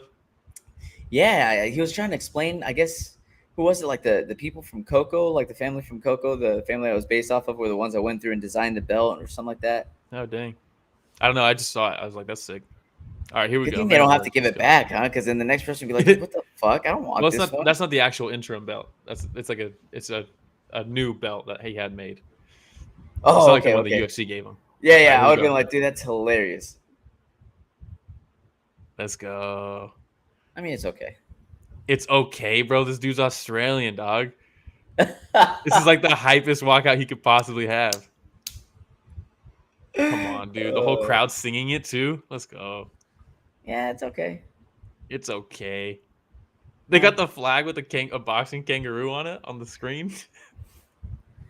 Australia, man. I hope they're tuning in for this right now. An International Fight Week. Come on, what a banger of a song, dude. How soon before that cut opens up under his eye? 30 seconds? Ooh, yeah, huh? Pretty fresh. He was wearing a Band-Aid on it the whole media day and everything. Hope he had Neosporin on it, dude. That's what he was saying. He's like, I got the Band-Aid on it so it doesn't get infected, but it's not that big of a deal. And people are like, Yair by Dr. Stoppage? And it's like, I don't think a cut on his cheekbone is going to... It's not like it's above his eye, you know? Yeah, I think his entire cheek would have to be exposed in order for them to stop it at that point. Yeah. You know what's crazy is I feel like that was such a more common occurrence was cut stoppages. I feel like that used to happen way more often than it does now. It's pretty rare now. Yeah. Cutmen are getting better? Cutmen are probably getting better. They're probably realizing, like, hey, the blood goes in their eyes, but, like, who gives a fuck? We're paying them 10 grand anyways. You know? Oh, he's like, you know what, Yair? You went to your dad? I'll go to mine. How about that? Hell yeah. And that girl, whoever that is. Yeah. All right. Come on. What a banger of a song. Look, this is a good fight. I'm excited for this fight. Not as hyped for this fight as I was for the Brandon Moreno one. That's the one I was really looking forward to. I was getting goosebumps as Brandon Moreno was walking out. So the thing for me is I was much more excited for that fight because I saw a very clear path to victory that was very, like, there's a decent chance that happens, you know? It was much more, like, interesting to me. This fight, while, like, that could happen and there is a path to victory, it's essentially the puncher's chance, except it's a kick, right? It's kind of that's kind of what this is. It could definitely happen, and I would be very shocked. But I just boy's yawning over here, man. It's past my bedtime.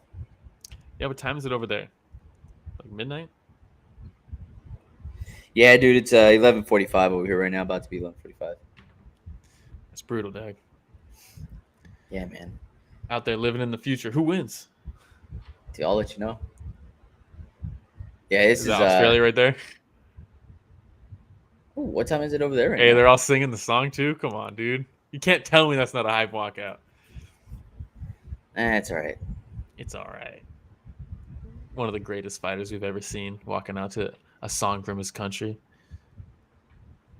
Song from his country? Come on, dude. Come from the land down under, bro. Come on. So sick. Yeah. It's wow, good. Rodriguez to win by KO or TKO plus 550. That's kind of interesting because that's pretty much the only way he's gonna win. Yeah. I would think those odds were a little closer. I will not go the distance minus 150.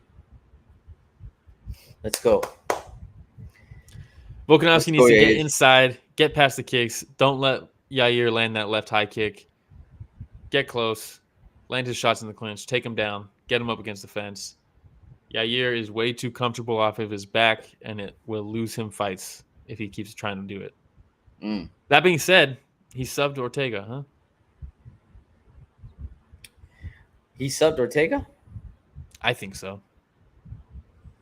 If I armbar you and you tear your shoulder trying to get out of it, that should count as that should count as a submission win. That shouldn't be an injury win. It was a doctor stoppage. Yeah. Doctor stoppage. That's what he would say if you ask him. We got Sal D'Amato on the card or on the fight. Oh, there we go. They're like, in case you're not nervous enough about what's gonna happen here, let me throw a little wrench in this, huh? Yeah. Sal D'Amato, Adelaide Bird. Yeah, we're going old school. We got Mazzagatti here. Your referee in charge, Mario Yamasaki. Yeah. All right, here we go. All right, curious as to what everybody thinks as well. Everybody that's joined us, who you got on this one? Adam says Volk. Adam says Volk. What do you feel about the monster can in the center of the cage now instead of just a logo? I'm not a fan. I feel like it looked better with just a logo, huh? Yeah, for sure, look better with just the logo. It's kind of weird to just have like a realistic looking I mean, you have a can there. You have Prime. You got the bottles there. You have all kinds of other shit on there. At least the bottles are like cartoonish, you know. True. The Monster can's like a realistic fucking. It's just a picture of it blown up. It's just a picture of a can. Yeah. Really weird.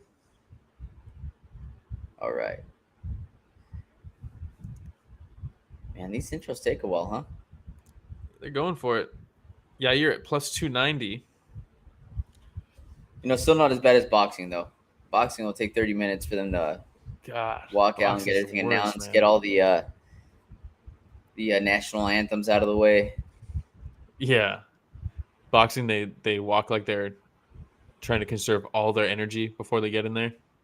Unless you're Deontay Wilder. Yeah. Unless you're Deontay. Ooh, here we go. Yeah, you're trying to fight Bruce Buffer, huh? He's ready, man. He was ready to drop him right then and there. How do you think Volk does first fight back at 145? Think that plays a factor? No, I don't, man. I really don't. Nah, I don't. But I do think that the weighed in under 145. I do think though that all the pressures on Volk, or most of the pressures on Volk in this situation here. Definitely. Having gone up in weight to fight for the 155 title, and then coming back to take that belt away from Yair. Well, not really take the belt away because he's still the champion. Unify, right? You know what I mean? To unify, yeah. Yeah, it's different, right? When you're fighting and you're the guy that everybody expects to win. Yeah, and I mean, you're going for a legacy fight, right? In trying to take the 155 title, which means that you're letting everybody know, like, hey, I've cleaned out this division. I feel like I'm above this division. I want to go ahead and take over this 155 division. And now coming back down. Yeah. So, Barry, this is Volkanovski's regular weight, 145. He's been the champ of this division. He just went up to fight the lightweight champ at 155, lost that fight, and now he's back to defend his belt at 145 again. And we got round one. Theo Vaughn in the background there. Let's go. They're going to touch gloves. You see that? Gentlemen. Yes. All right, classic. Here we go. You know, one of the things that Yair has always been really good at, man, when he throws that left body kick, he does a really good job of following it up right away with a right or a jab or something, but he doesn't rest off of it. They're already doing the stance battle. You see this? Yep. And now they're open. Volk doesn't want to be open, though. Volk wants to fight southpaw. Volk's got to be careful shifting too much, though. You get caught while you're shifting, you're going to get dropped. Already, this is Yair's range, man. Pantera. The chant's going on, man. Yep. I'd like to see some kick catches from Volkanovski. That'd be nice. Oh, there's the right high kick, the lead leg high kick. Question mark kick.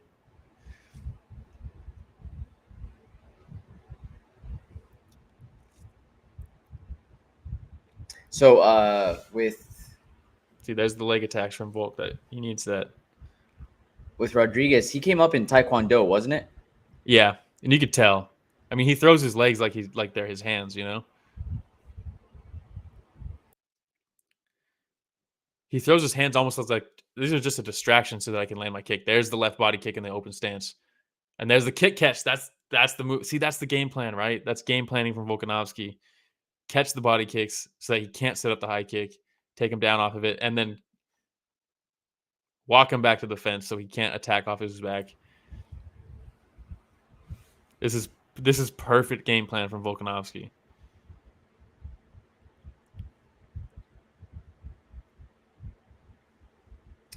Yeah. Joe's acting like he's surprised that Volk is getting him to the cage when that's like clearly what you want to do here. I mean, it could turn into 5 rounds of this. It very easily could. Because Yair's cardio is very good.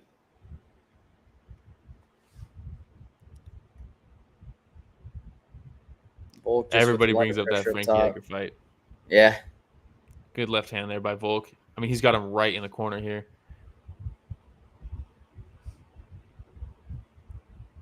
This is why Volk is the great, though, you know? Someone just yells, Yair, get his feet on the kicks and kick him off. We talked about it, though, right? There's just so many different ways that Volk can win this fight. Yeah, he's just... This being the most probable one. He's just such a complete martial artist that, like, he can really choose what are your weaknesses? I'm just going to use those, you know? Where everybody else has to almost impose their own game against somebody. Volk just changes his game based off of what beats yours. Wow.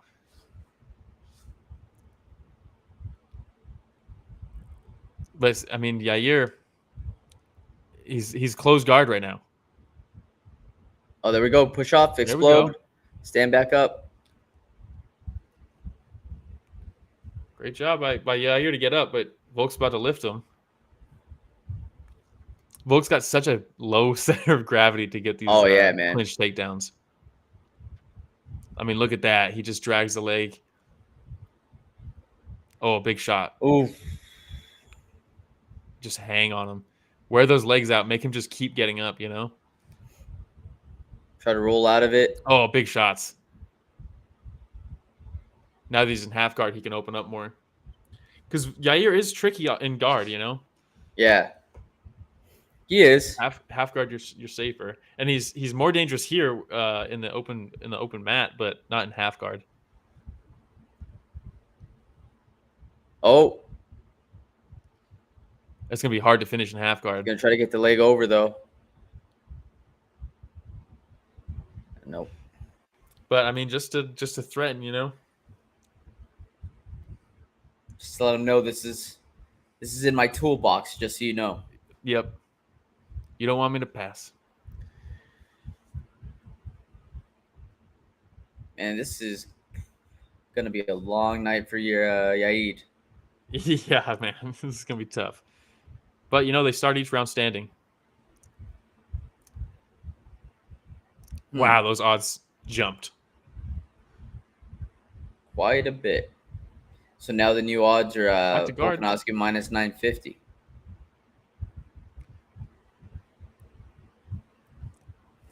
And as soon as Yair gets into, he cut him open.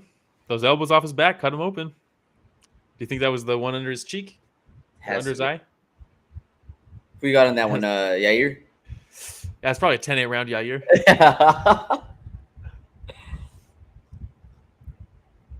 Yeah, that's a tough one. Is it? No, he cut him open over the eye, over the left eye. Okay. Adding a new one to the collection. Hey, damage? Maybe you got the round on damage? Yeah. But you saw Volkanovski, as soon as Yair got back into full guard, Volk immediately starts walking him back to the fence. In half guard, he's totally fine sitting in the open mat. And then as soon as he replaced guard, starts walking him across. Really good round, man. Really good round for Volkanovski. So dominant, man. And is that demoralizing that you nice elbow from Yair off his back. But the one thing that will win you this fight is your kicks, and that's what he caught to take you down and win the round. You know what I mean? Like, he used his best weapon against him there. And you see their open stance. Yeah, you're switching again. We got round 2.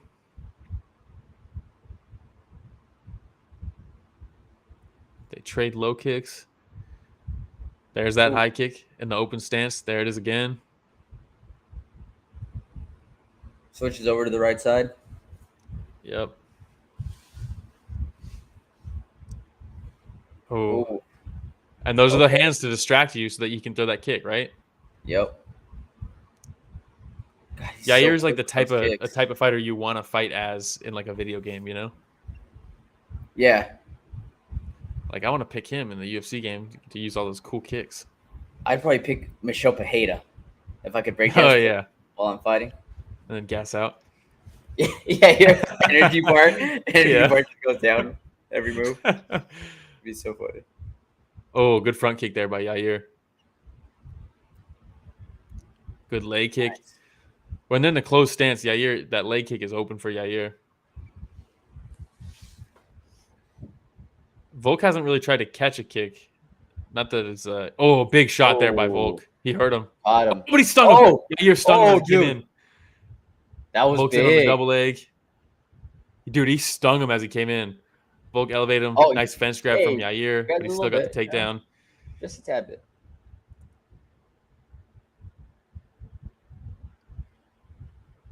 He's going to drag that leg. Just hang on him. Dude, he cracked him as he came in. Volk hurt him. Yair backed up against the fence and then stung him as Volk tried to enter.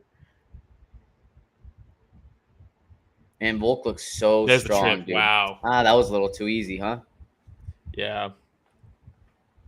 And now we got 3 minutes. 3 minutes left in the round.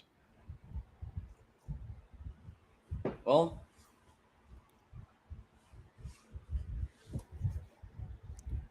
if they attacks armbar, but it's tough to finish that up against the fence like that. And that's exactly why Volk is pushing him up against the fence. Let's say he busted him open, man. If Volkanovski wins tonight, do you throw him on Arnold Allen? Do you already go Ilya Topuria? Who did Arnold just fight? Didn't he just lose? I thought he just won. He lost to Max, right? Let's see here. Volk takes him back down. Am I thinking of Brandon Allen?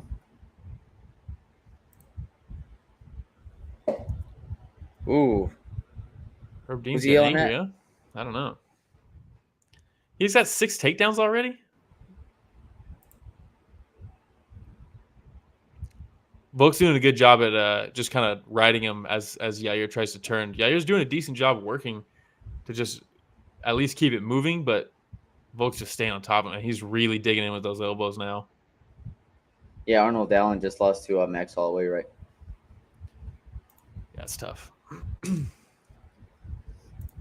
Big shots from Volk on top, man. DC just made a good point.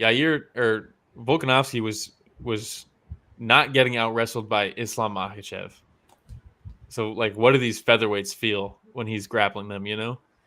That's a really good point, man.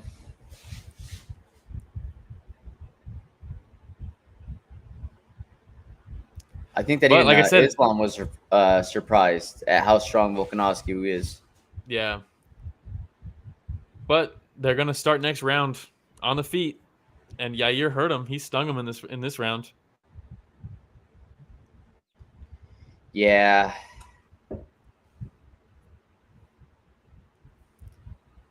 Man, Volkanovski, his mechanics, his ground and pound mechanics is interesting to watch. Talking about video game, it looks like he's throwing like the same mo-capped move every time, you know? Yeah. Like it looks the same each time. He looks fundamentally really good. Oh, big shot. Big right landed by Volkanovski. Just from guard too, man.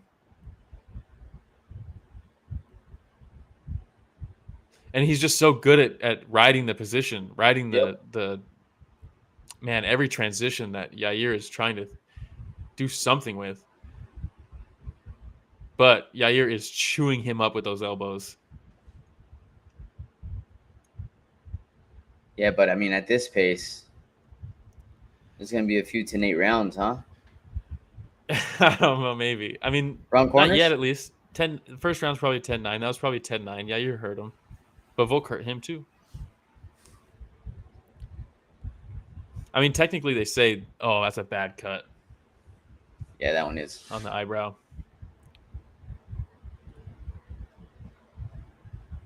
Man. That's a tough mountain to climb. They said, do not let you take him down. Volkanovski still looks really good, man. Really calm. Yeah. I mean, game plan's working right now. If you're Volkanovski, you know? No need to be frantic in the corner. Barry pointed out, Rodriguez kicks are so fast. Leg lifts and then snaps like crazy. I know, it's next level, man. It is really, really fun to watch. You know, when you think about this guy, you think about Stephen Wonderboy Thompson, you think about Edson Barbosa. Yeah. Yep. It's really fun watching him. This is a hard warning. You've grabbed the fence. You've stuck your fingers in his gloves. Don't bring me into this fight, is what Herb Dean just said. Oh, snatch, Herb. I mean, he did. More like Herb mean. More like Herb Don't be so mean, Herb.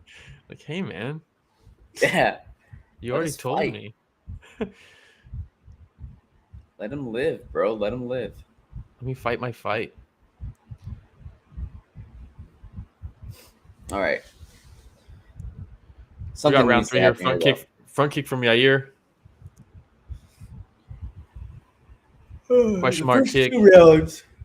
First round's really easy for Volk, right?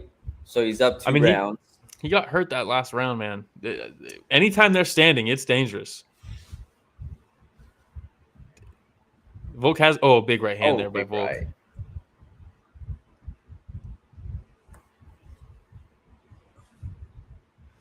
He's so active with his kicks, man. You just can't get comfortable against someone like him, you know?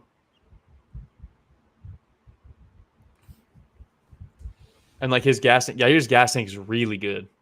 Yeah. Oh, there's that high kick. That left high kick. And like you get your hand up, but if that lands on like your wrist, that shock still goes right through, you know? You can still knock somebody out through their hand.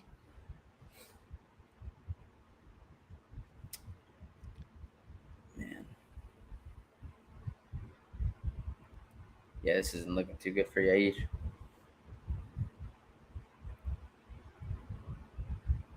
Yeah. And he's trying different things out. Like he just tried to lead with that elbow, expecting Volkanovski to come in, but Volkanovski didn't. So Volk is just so disciplined, you know? Like he's not going to rush anything. He's not going to force anything. And he's reading those kicks a lot. Oh, as he eats a big right high kick and some punches from Yair. Like kind of slapped him with those toes at the end. Yeah, spin kick. Oh, nice leg kick from Volkanovski.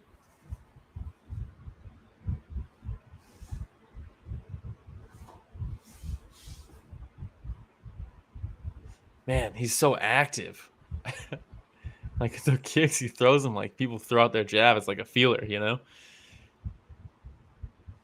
Man. Yeah, Yair's got to get off the fence here. He does. Man, that's one way of doing distance management.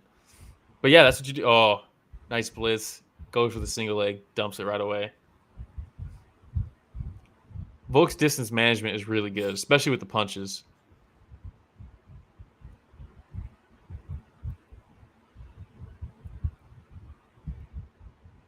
Oh, nice right hand. Wait, he stepped into that right. Whoa, is that Rich joining us? Mid-fight? Joining Rich the casual? Rich the super casual. What up, Rich? Not much. I have a couple questions, but I'll wait for between the rounds. No, it's perfect right now. There was just a foul, so they're taking a second. Okay, question number 1. What is a question mark kick? Question mark kick is you throw your lead leg up, almost like you're kicking to the body, but you stutter step it so that you throw just the knee first, and then you delay it, and then you throw the foot around it over the top of their shoulder. Kind of like in the shape of a question mark.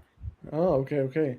Secondly, when is the last time that Volkanovski went for ground control in a round? Like I don't remember ever seeing him in the last couple fights I've seen mount some dude. The last time he really used his grappling was against Chad Mendes, I think. It was a long time ago. But going into this fight, it was pretty much like that's going to be the game plan in this fight against Yair is to take him down. But yeah, sorry I'm late, guys.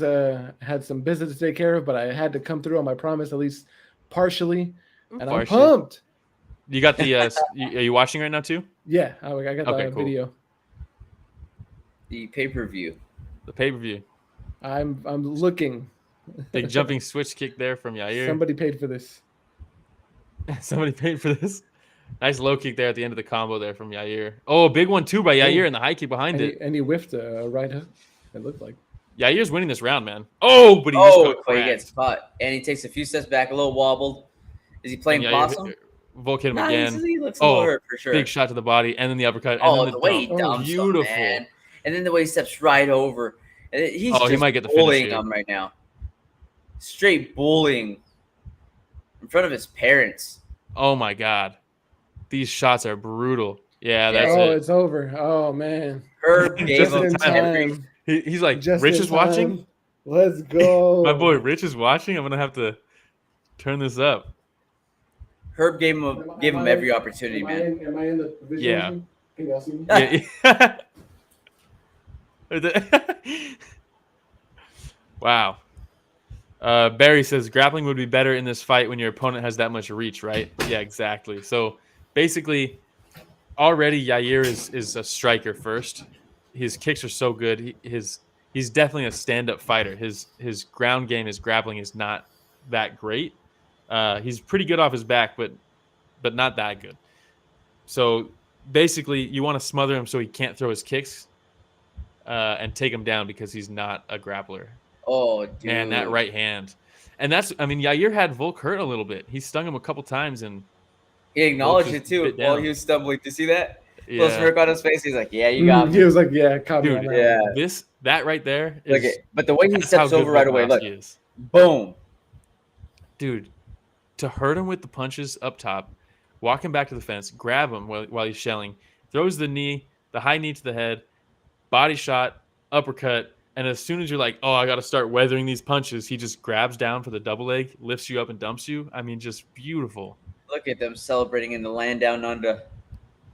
Yeah, I was going to say, how many other Australians are there in the different divisions? Not that many. Because, dude, those motherfuckers fight kangaroos, giant spiders and shit. Like, they may have an advantage that we don't know about, you know? Yeah. Look at Izzy. Barry says, holy hell, what an ending, LOL. Adam says, goddamn, the lift at the end there was like it was nothing. Yeah, you're so focused on just getting those, not going down from those punches, you know? You're not expecting a takedown at that point. You're just like fight or flight, you know? You're just like survive.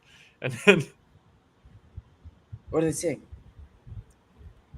Volkanovski said, I knew this was a really tough one. You're really dangerous. And then Yair said, you're tough too. I was like, well, yeah. Yeah, no shit, buddy. Was there any weight difference going into this event here? No, both 145. Wow, so crazy with the height difference. Hard to perceive. Yeah, right. Yeah, this guy's just so stocky, man. No hair. No hair. No, yeah, it's the hair. Yeah. Okay. Ramiro, do you think that would give you an edge if you fought? What, the no hair? Yeah. I don't know, man. You would think that the no hair would allow me to slip out of a triangle choke a lot easier, but it was pretty hard whenever Will would sink in the triangle choke. The gi helps with that. No gi, you probably would have slipped right out. Yeah, man. I was racing home. I was like, man, I hope this goes the distance. Every fight I've seen has gone pretty much the distance, I think. From Volk? Yeah, from Volkanovski. Yeah. This happens when you fight the best. It's hard to finish the best, you know? Ooh, I like it's because he's bald, dude. That's why he popped out of Brian Ortega's standing guillotine. Just pops out. Damn. Oh, that's a good call. I remember that. That guillotine was super tight. Yeah. That's what Volk said. He said, his head choked me out. I don't have a neck. How do you choke someone out with no neck? Well, it's been a fun night watching the fights with everybody. That's a good card, man. It was a good card. It was fast. It was a fast card. From 3 hours? My perspective. We had from my Elijah on, Adam, Barry, Alpha Charlie. Katie joined, Nancy joined, Chatterbox joined. We had quite a bit of folks on. It was a lot of fun. Volkanovski just said, this whole camp, I was legitimately a little bit scared of his striking. Like he said there was legit fear going into this one. I love the honesty, dude. Yeah. I love the honesty. He said, but I'm the king of this division. No one's ever stopping me. Yeah, so again, we're back to who does he fight next? Yeah. Man, that right he timed it perfectly on the kick. He sure did. Live by the kick, die by the kick, right? Somebody cracked the code, dude. Dude, that flurry is so impressive. The Muay Thai knee, the right to the body, right up top, and then the takedown is just... It can seem to me at times that those hits are not effective when their guard is fully up, but they must have some sort of impact, even though their elbows and forearms are in the way, right? Yeah, they still do something, right? But it's also like you have to keep them up. If someone's flurrying like that, like it's hard to drop them and land a punch if they're going for their flurry, you know? Hey, shout out. You got a shout out. Beautiful kitty, by the way, it says there. Oh, thank you. Margot says thank you so much. Oh, let's see. What's next for Volk? There's a few options. I'll be honest with you. He has to get surgery on his arm. He said camp was a little bit of a struggle. He wants to fight again this year. He wants to get surgery on his arm and then fight again this year. Wow, this year? There's only like 6 months left. That's crazy. I know. Ilia Topuria. Oh. Okay. It doesn't look like he was ready for the call-up. I know. He's like, oh. He was like, huh? Thank you very much for the title shot. So Ilia Topuria is who he said. Book it. He just beat a top 5 guy, right? Emmett was 5? Yep. Or was he 6? 5. Doesn't matter. Even if he was 6. Might as well give it to him. Yeah, because he's already beat Yair, Max Holloway a few times, Brian Ortega. Like I said, it's just Arnold Allen and Ilia Topuria that are left, but Arnold Allen just lost to Max Holloway, so it wouldn't make sense to give him a title shot. Josh Emmett just got rocked. Calvin Kattar. Man, Izzy's cleaning out his division. You know, you have Volkanovski cleaning out his division. Yep. Tough. Rich, I'm glad you joined, man. Yeah. Man, I'm happy to be here, dude. And Margot, too. Yeah, she says, yeah. All right. Well, Will, did you have anything else? No. Thanks, everybody, for joining. That definitely makes it a lot more fun. We'll have our live recap tomorrow to talk about what happened tonight and some of the other fights from earlier. At 9 a.m. Pacific, 11 a.m. Central. Yeah, we got regular time tomorrow, right? 12 Eastern time. We got regular time tomorrow? Yeah. No, I just have to make sure I get off. Something that we never shout out, but like we are live on Twitter at the same time we're on live on YouTube. So if you're on Twitter by chance, just retweet us, dude. Yeah, we're live on Twitter at the same time. We are. That's Twitch, awesome. Twitter. So you can just like and retweet because that'll immediately put us out to everyone. Are we on that new one too? We are not yet on Blue Sky or on Threads. But we are on both, but we're not streaming. We're not yet streaming on both, but you can definitely follow us and keep up with us there. Word. All right. Well, if you haven't already subscribed, people, please like, subscribe. Nancy saying, great show, guys. This was fun. I'm sorry that both our Mexican fighters lost, Nancy. So, yeah. Sad night. But tough night. But a good night for Rich. Good night for Rich. Oh, here's the face-off with Ilia Topuria and Volkanovski. We'll see how it goes. All right. Volk's like, hey, man, you don't have to talk shit. We don't need the drama. I just want to fight. Yeah, not right now, okay? Mike's not honest. But everybody, thanks for joining in. Thanks for chatting with us. Rich, thanks again for joining us, man. Margot, thank you for joining us. Everybody else in the chat was a lot of fun. And thanks for listening to another Fight Companion with Story of the Fight.